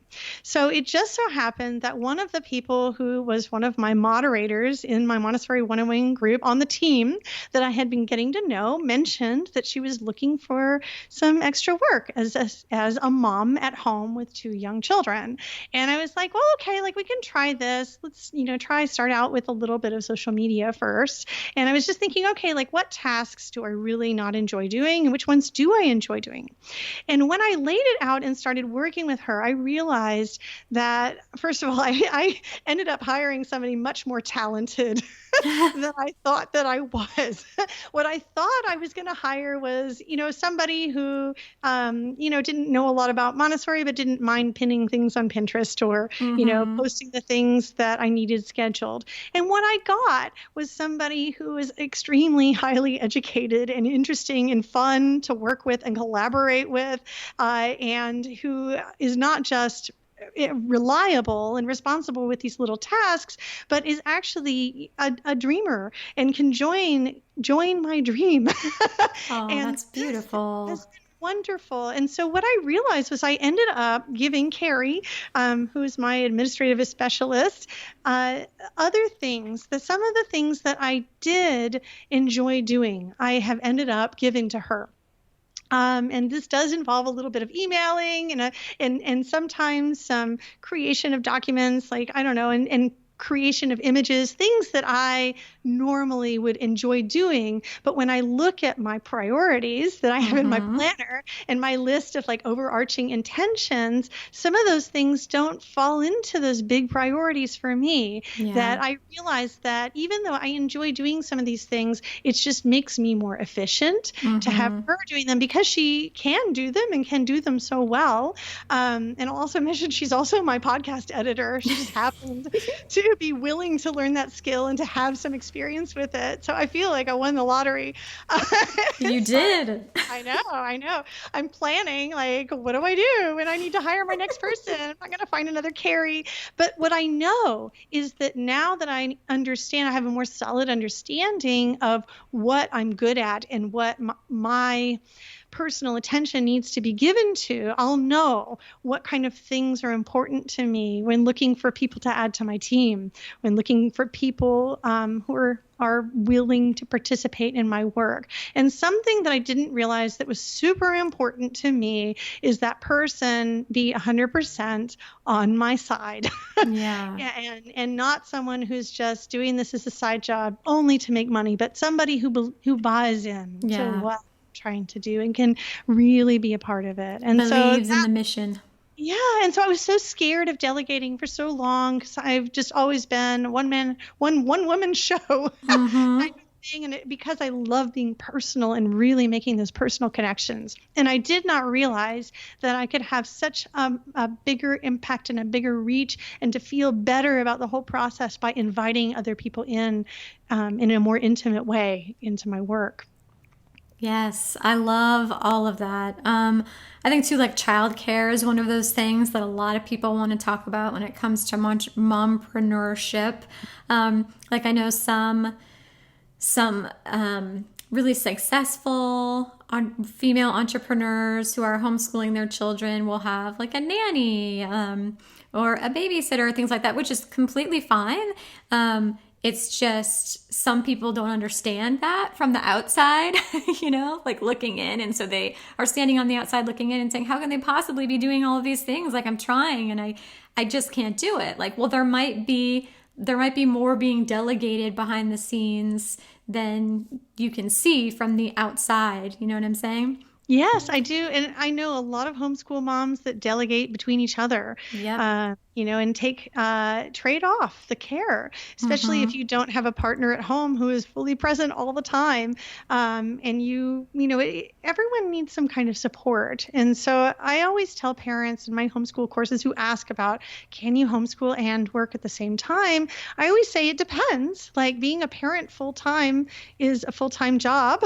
Yeah. And, you're going to be adding something to that if you decide to draw in an income with another way. And if you want that, if that's a priority to you, you'll figure it out. Like you'll figure out a schedule that works for you. And maybe you can do part of it at home with your kids while they're with you. And maybe you find another homeschooling mom or another parent who also wants to pursue, something of their own and doesn't feel like they can do it with their kids in their house. And maybe you guys can trade off, or maybe you'll find a co-op where your kids are part-time. Homeschooling, to me, doesn't mean being home with them all the time. No. That's why I don't love the word homeschooling. I know. I think a lot of people think that it does. Like you're homeschooling, that's like School your at whole home. life. Right. Yeah. But it's not that. To us, community has been very, very important, and getting the support. And in fact, I tell people often, I am trying to think of a homeschool parent that I know right now who doesn't work or who doesn't have a passion, whether they draw an income from it or not, so who doesn't do some kind of real work. And I'm thinking of all the people that I know. I know the mom who's an artist who has a babysitter come on, I think it's Wednesday, and while she goes downstairs to her studio and paints paints really amazing work that I can't even conceive of how she does it. And it takes so much time. And I don't think she's being paid for it, but who cares? That's real work, right? Well, and the mothering is real work too, but I totally hear what you're saying. Like nourishing and stretching and expanding into some part of yourself that extends you beyond the mothering sphere. Yeah. And I know someone who is a nurse for 3 days a week. And so she kind of has these 12-hour day schedules for 3 days a week. And her partner has a flex schedule. So he's with the kids full time, quote unquote, homeschooling them during that time. And then they kind of trade off. And he goes to his office for the other 4 days. I don't know.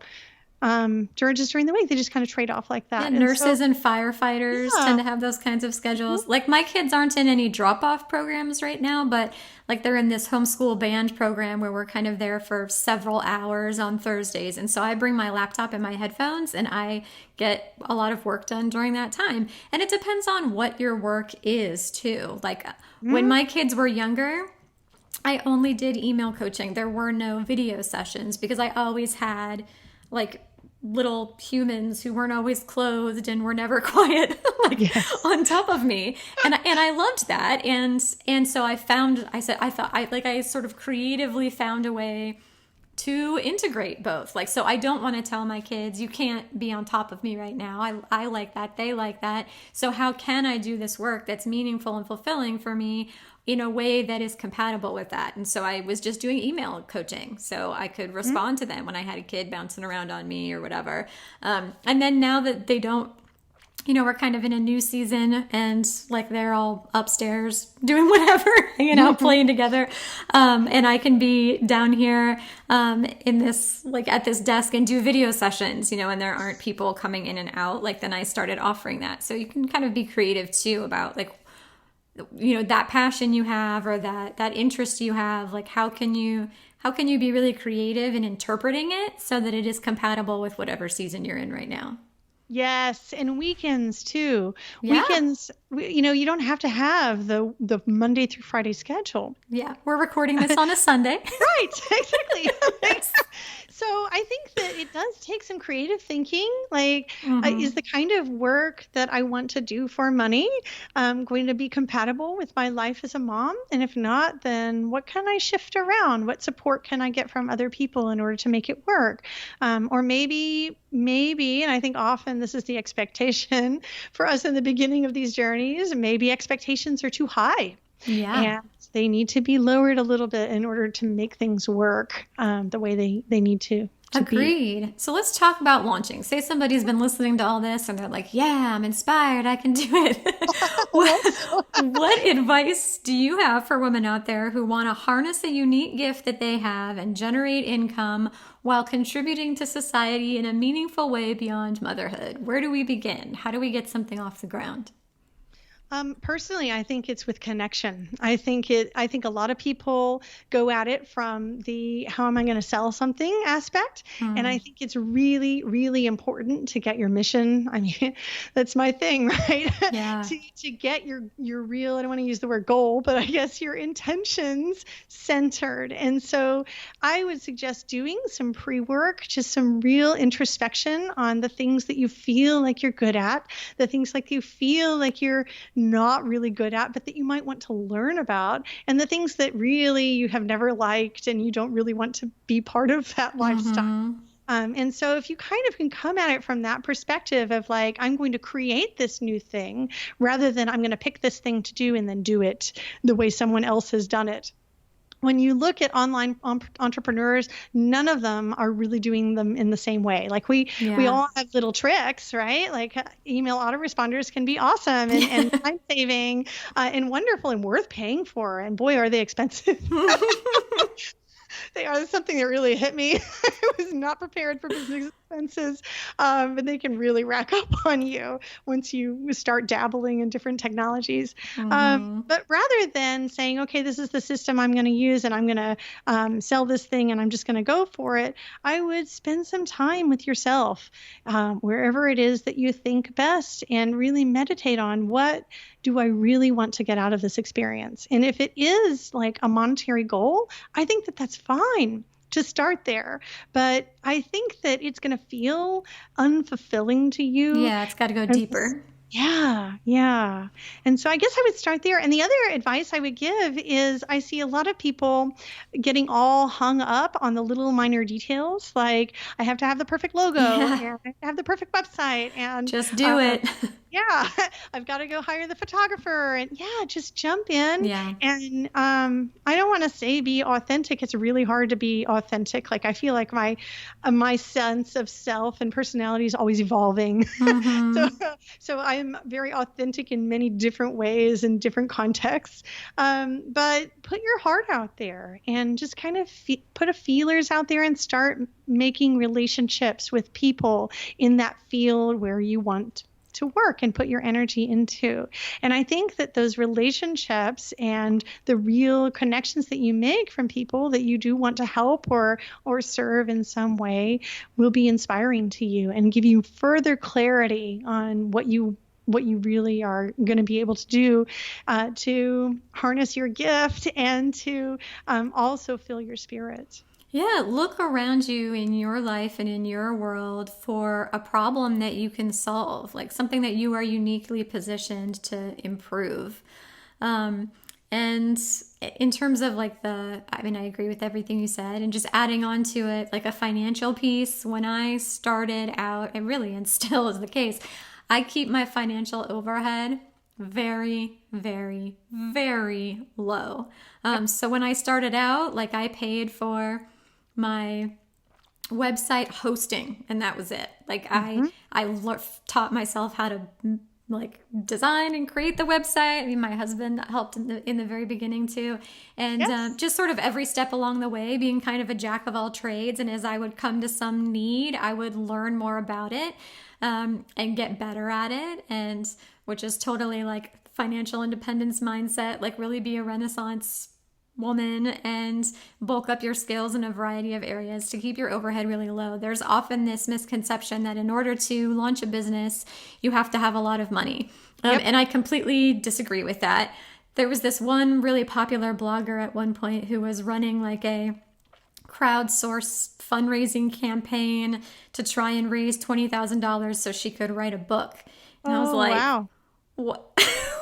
So at this point in the game, I've written 8 books. And they have cost me almost nothing. If I want to write a book, I just write a book. And then I figure out all of the details and ways to do it that don't cost a lot of money. Like I figured out how to design the book. I figured out how to format the book. I figured out how to turn it into an ebook. I self-published it through Amazon. Like if you see some way that you can contribute or you're feeling inspired or called to do some work, there's a way to do it without a large expense. Yeah. So here's a word of warning, because obviously I value, relationships so much and have this kind of icky feeling with the smarminess of marketing sometimes, right? If I don't just get that really genuine feel that there are a lot of people out there trying to sell women entrepreneur stuff. And some of it is worth the investment. Like if you really want to learn this skill and this is the person that you really feel like is going to get you there and give you this knowledge and these new abilities and you're going to throw yourself into it, by all means, take that expensive class and really put that money to good use. Yeah. But, it's a crowded space out there for entrepreneurs. It feels like everywhere I turn on social media, I'm getting ads, buy this, you need this in order to get this going. And you don't want this other system that's not so good. You need this more expensive thing. And there's always going to be somebody who's trying to upsell you and get you to buy something more expensive and spend more money. And I feel like if you can come to terms with the fact that what really matters is your energy going out to fulfill this purpose in the way that you really, really are passionate about, that you put all of your heart into it, people are going to feel it. And it doesn't cost a lot of money to get your word out. There are lots of free ways to do this. And yes, the email marketing systems in general are pricey, and you don't have to worry about that in the beginning. There are so many free versions of everything that I used for many, many, many years before making conscious investments in what was important to me in my business to spend money on. Yeah. And this should be like a general knowledge understood, but I don't spend money that I don't have.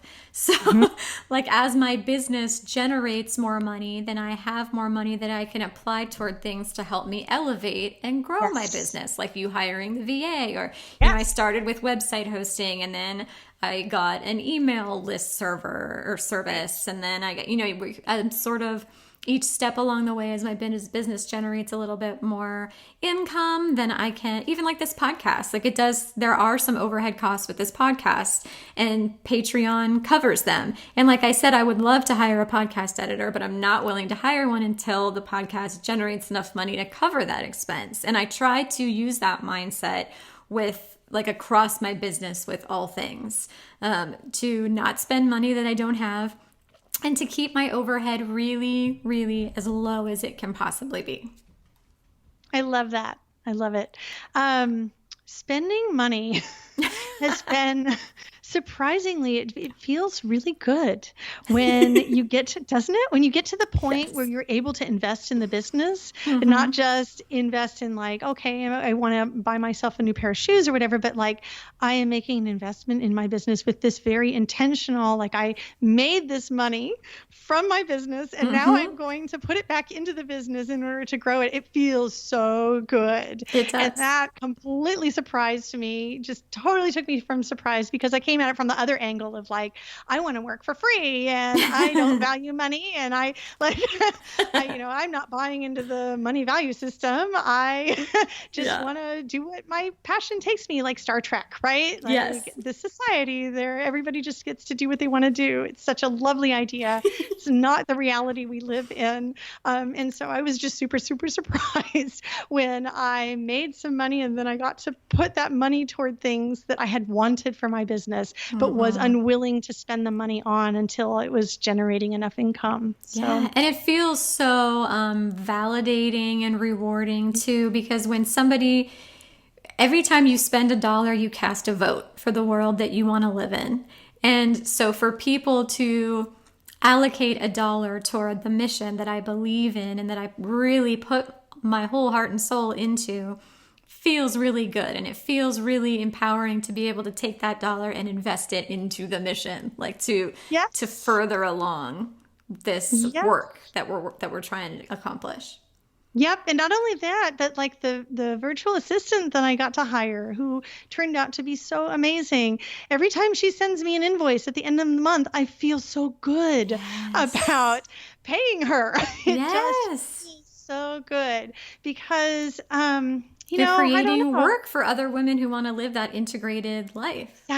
Exactly. And so that motivates me, that I feel like is a good reason to try to make more money, like to see how, if I can make more money this time, because that means that I can pay people and make their lives better and fulfill my mission and continue to stay home in this lifestyle that I've chosen that I love and continue to educate my children in this way. So it feels like a special time of life for me. And I want more women to feel like it's possible for them to get there without having unrealistic expectations, that you don't have to work for it and that like you can just pop up a course and sell it and it's like making income for you. It doesn't work like that. No, it doesn't. You really have to work hard in order to make entrepreneurship successful. Yes, I have been at this. I started this business 11 years ago. And so sometimes people are like, well, how do I, how can I have what you have? Well, I mean, it's taken me 11 years, and that's just working on this business. Like there was a decade even before that of working on this like skill set and gaining the experience and knowledge and being on the ground with families and working with them and trying to help them to get to this point. So definitely like tempering the expectations and some realism for sure. Okay, let's move into our Q&A. So I posted in my Sage Parenting Tribe on Facebook and in the Sage Family Patreon community that we were going to chat about being a mompreneur today and asked if anyone had any questions about it. Taryn wants to know about Montessori unschooling. So we're going to lean a little off topic and dip into your specialty as a Montessori homeschooler. For homeschooling parents out there who know nothing about Montessori, what is it and how can we fit it into an unschooling paradigm? I think it goes really, really well with unschooling. And the biggest difference for me is that in Montessori, we kind of have these prescriptive methods in the way that we go about it. And in unschooling, it seems like kind of more of a freer, let it evolve and see where it goes type of approach. And so the way it meets for me is that both Montessori and unschooling, we both value natural child development and supporting the child. In Montessori, we call it having an aid to life. If we are an aid to the child's life and not hindering their development or their learning process, then we know education is going well. You can see how that goes along with unschooling, right? For sure. Right. It's basically the same thing, except Montessori, we had this terminology for it that's specific to Montessori. We also, and that obviously does not include rewards and punishments, right? That is so common in traditional mainstream schooling, homeschooling type of systems, where you might have the children working for a specific time period and structure and receiving a reward or a grade or stars or whatever it is. Right? So that doesn't go along with Montessori because it's not an aid to life. It's just like in the philosophy. And that is the reason, not just because we don't believe in rewards and punishments, but specifically because they do not aid the child's development. Another thing we do in Montessori is observe. And Maria Montessori herself, 100 years ago or more, a lot more, she approached education from the view of a doctor or a scientist. And so she went about studying the children.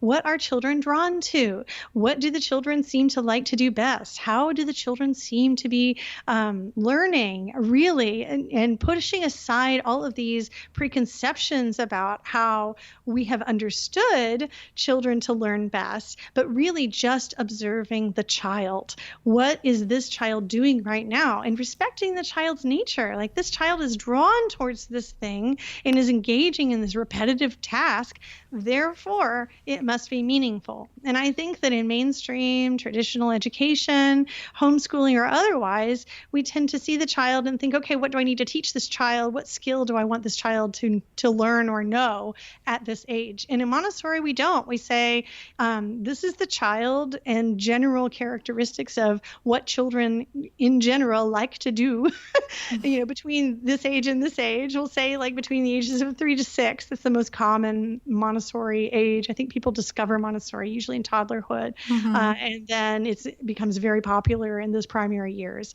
But that's not limited to it. Like, I'm certified in elementary Montessori, and then it continues on. And the whole scope of life is taken in this whole philosophy.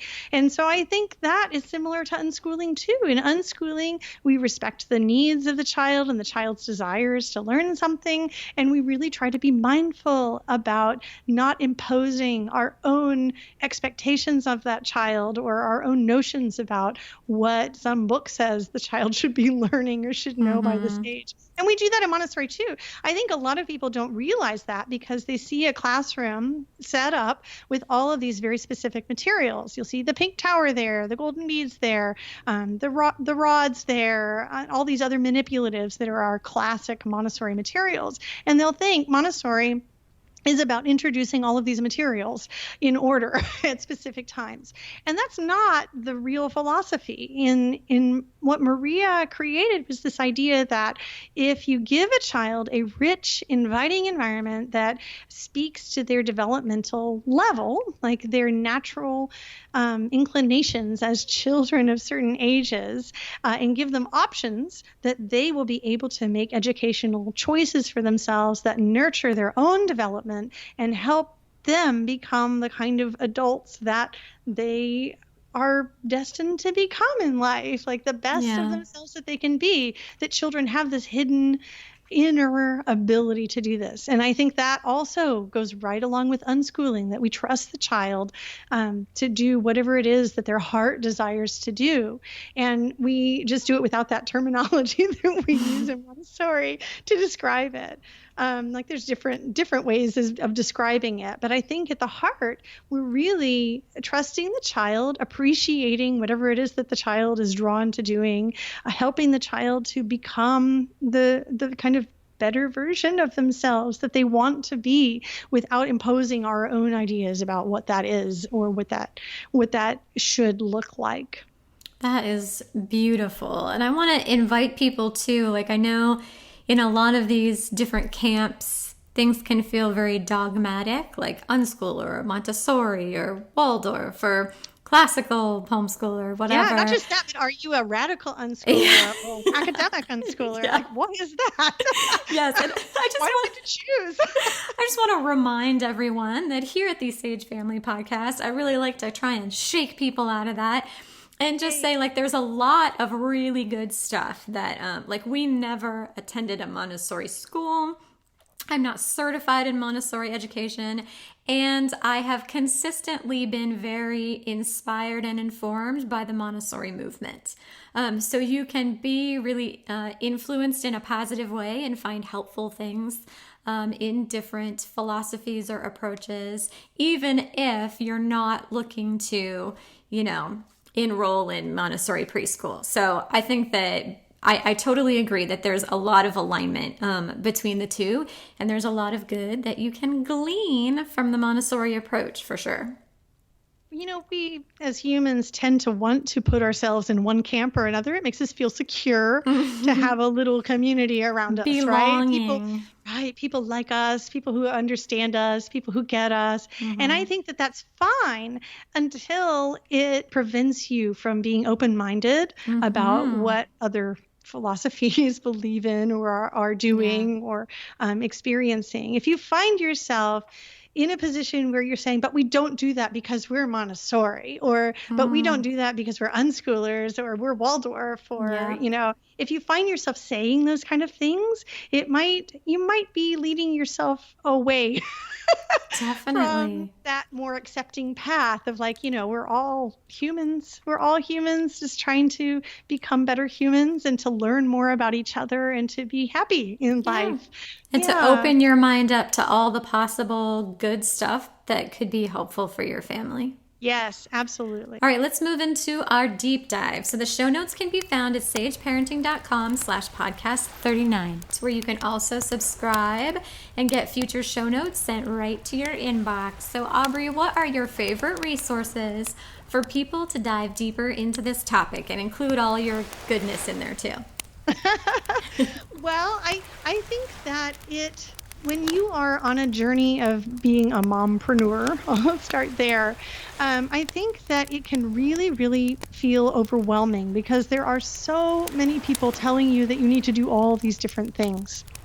And choosing to follow one mentor at a time, whether you actually know that person or not, or whether you're just on their email list for a while, I think is really, really helpful, because if you can just kind of be patient and just kind of watch the things that this person is doing and be aware of this particular niche, that they are either trying to persuade you towards or that they're really passionate about, it can give you knowledge in that one thing before you move on to another thing. And so I have list hopped many, many times, subscribe for a while and really take something in. And if it stops speaking to me, or I feel like I have more knowledge than this person is really offering, then I say, I'm glad that I got to experience that person's view, and I move on to really being influenced by another person.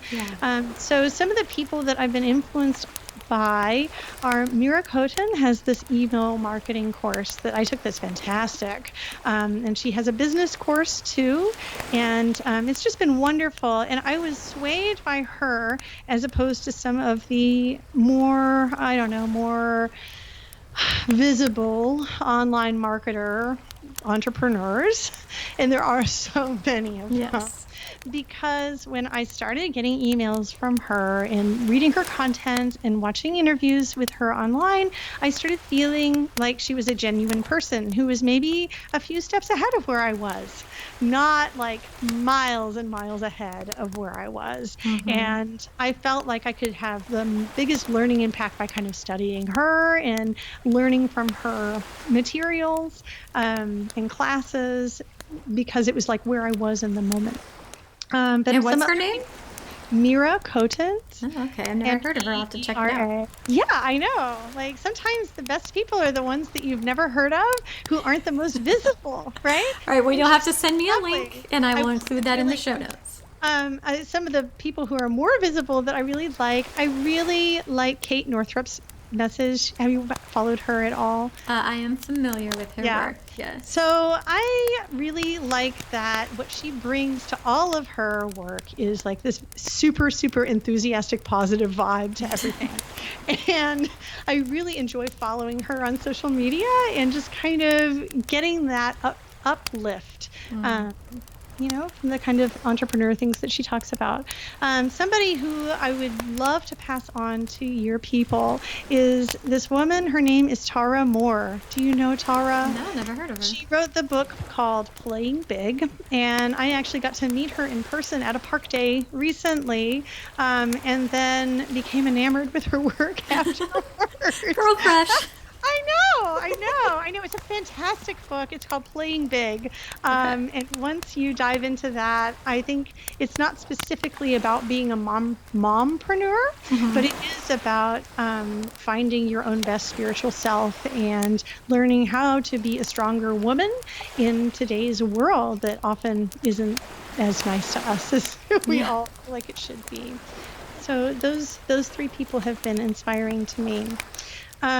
So as far as my own work, I love collaborating with other homeschoolers and other people in the Montessori community. I always say in the Montessori community, everyone is like 2 degrees apart, from each other. So once you meet a Montessori certified teacher, it's likely that that person is either best friends with or was trained by somebody who knew your Montessori trainer, who, worked with your mom, who... Yeah. Right? And so that's the way the Montessori community has always been. And I think that sometimes it's overwhelming for the people who have been classroom teachers and for the community to have been so closed inside this little certification process. And all of a sudden it's like everybody on social media wants to do Montessori and is trying to learn about Montessori. It's made the community so much bigger than it used to be online. But in all, we still have that kind of loving feel towards each other.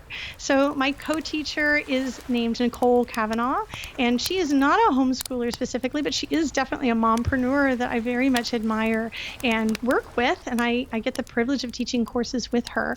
And her website is called The Kavanaugh Report. So it's thekavanaughReport.com. And she shares her Montessori learning journey. And my other admin in my Montessori 101 group that I would like to mention is Amy Dorsch.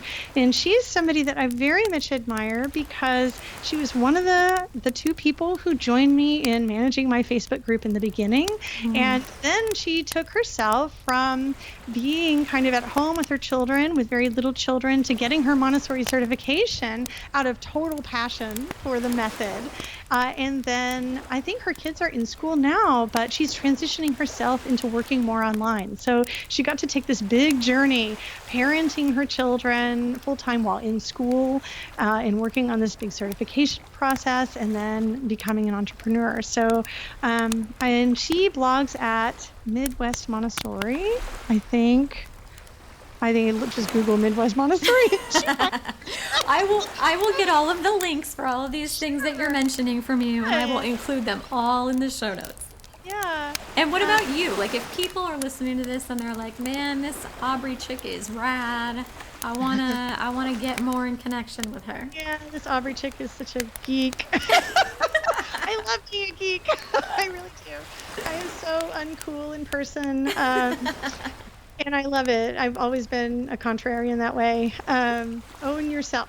So my website is Child of the Redwoods. If you would like to connect with this Montessori geek, I've written 2 books, one about babies' first-year milestones, and one on toddler discipline for every age and stage, because I believe that education begins from birth, not just when school starts. And so one of my big missions is reframing this whole concept of what school is and what school should be. And so I love using the word school. I just use it in my way. And I think school starts from the very beginning. From the beginning of life, when you hold that baby in your arm, you're providing some kind of education, which is what school really should be all about. And if you are interested in visiting me on my Facebook group, it's Montessori 101. And it's the one with 130,000 people. And you're on Instagram as well, at Child of the Redwoods, right? Right. And one of my coaching clients took a class of yours that she loved. So what classes do you offer? Oh my gosh, several. So the big one for homeschooling for me is called Homeschool of the Redwoods, and it is probably my most intense course. I teach it by myself with my administrative specialist, Carrie, helping me to facilitate the class, which she's totally qualified to do and so wonderful to work with and sharing that. And I also teach a lot of courses with Nicole Kavanaugh, my co-teacher, and we teach a potty learning class we've been teaching right now. We teach one called Confidence in the Kitchen, about kitchen practical life skills, Montessori in your kitchen, one about gardening. There's just like always, I'm always doing fun stuff, and they will all have Montessori influences. Although my goal is always to make Montessori more mainstream. So sometimes I don't use the word Montessori when I talk about things. Always totally are. And you can go to my website to go and just like see what Aubrey is up to, what this Montessori geek is up to, because there's like always new classes that I'm creating or little workshops that I'm giving. Oh, I love it. Okay, I'm going to link to all this stuff along with all of the books that I've mentioned throughout this podcast and articles that I've mentioned. And Big Magic. You absolutely have to read that book. I'm working on, I haven't started yet, but I've started outlining a Mompreneur class that I want to add to my repertoire because I do get asked about it so often. So stay tuned for that.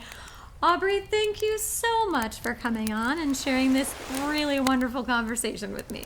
Thank you so much for having me. This has been a delightful thing to do on a Sunday.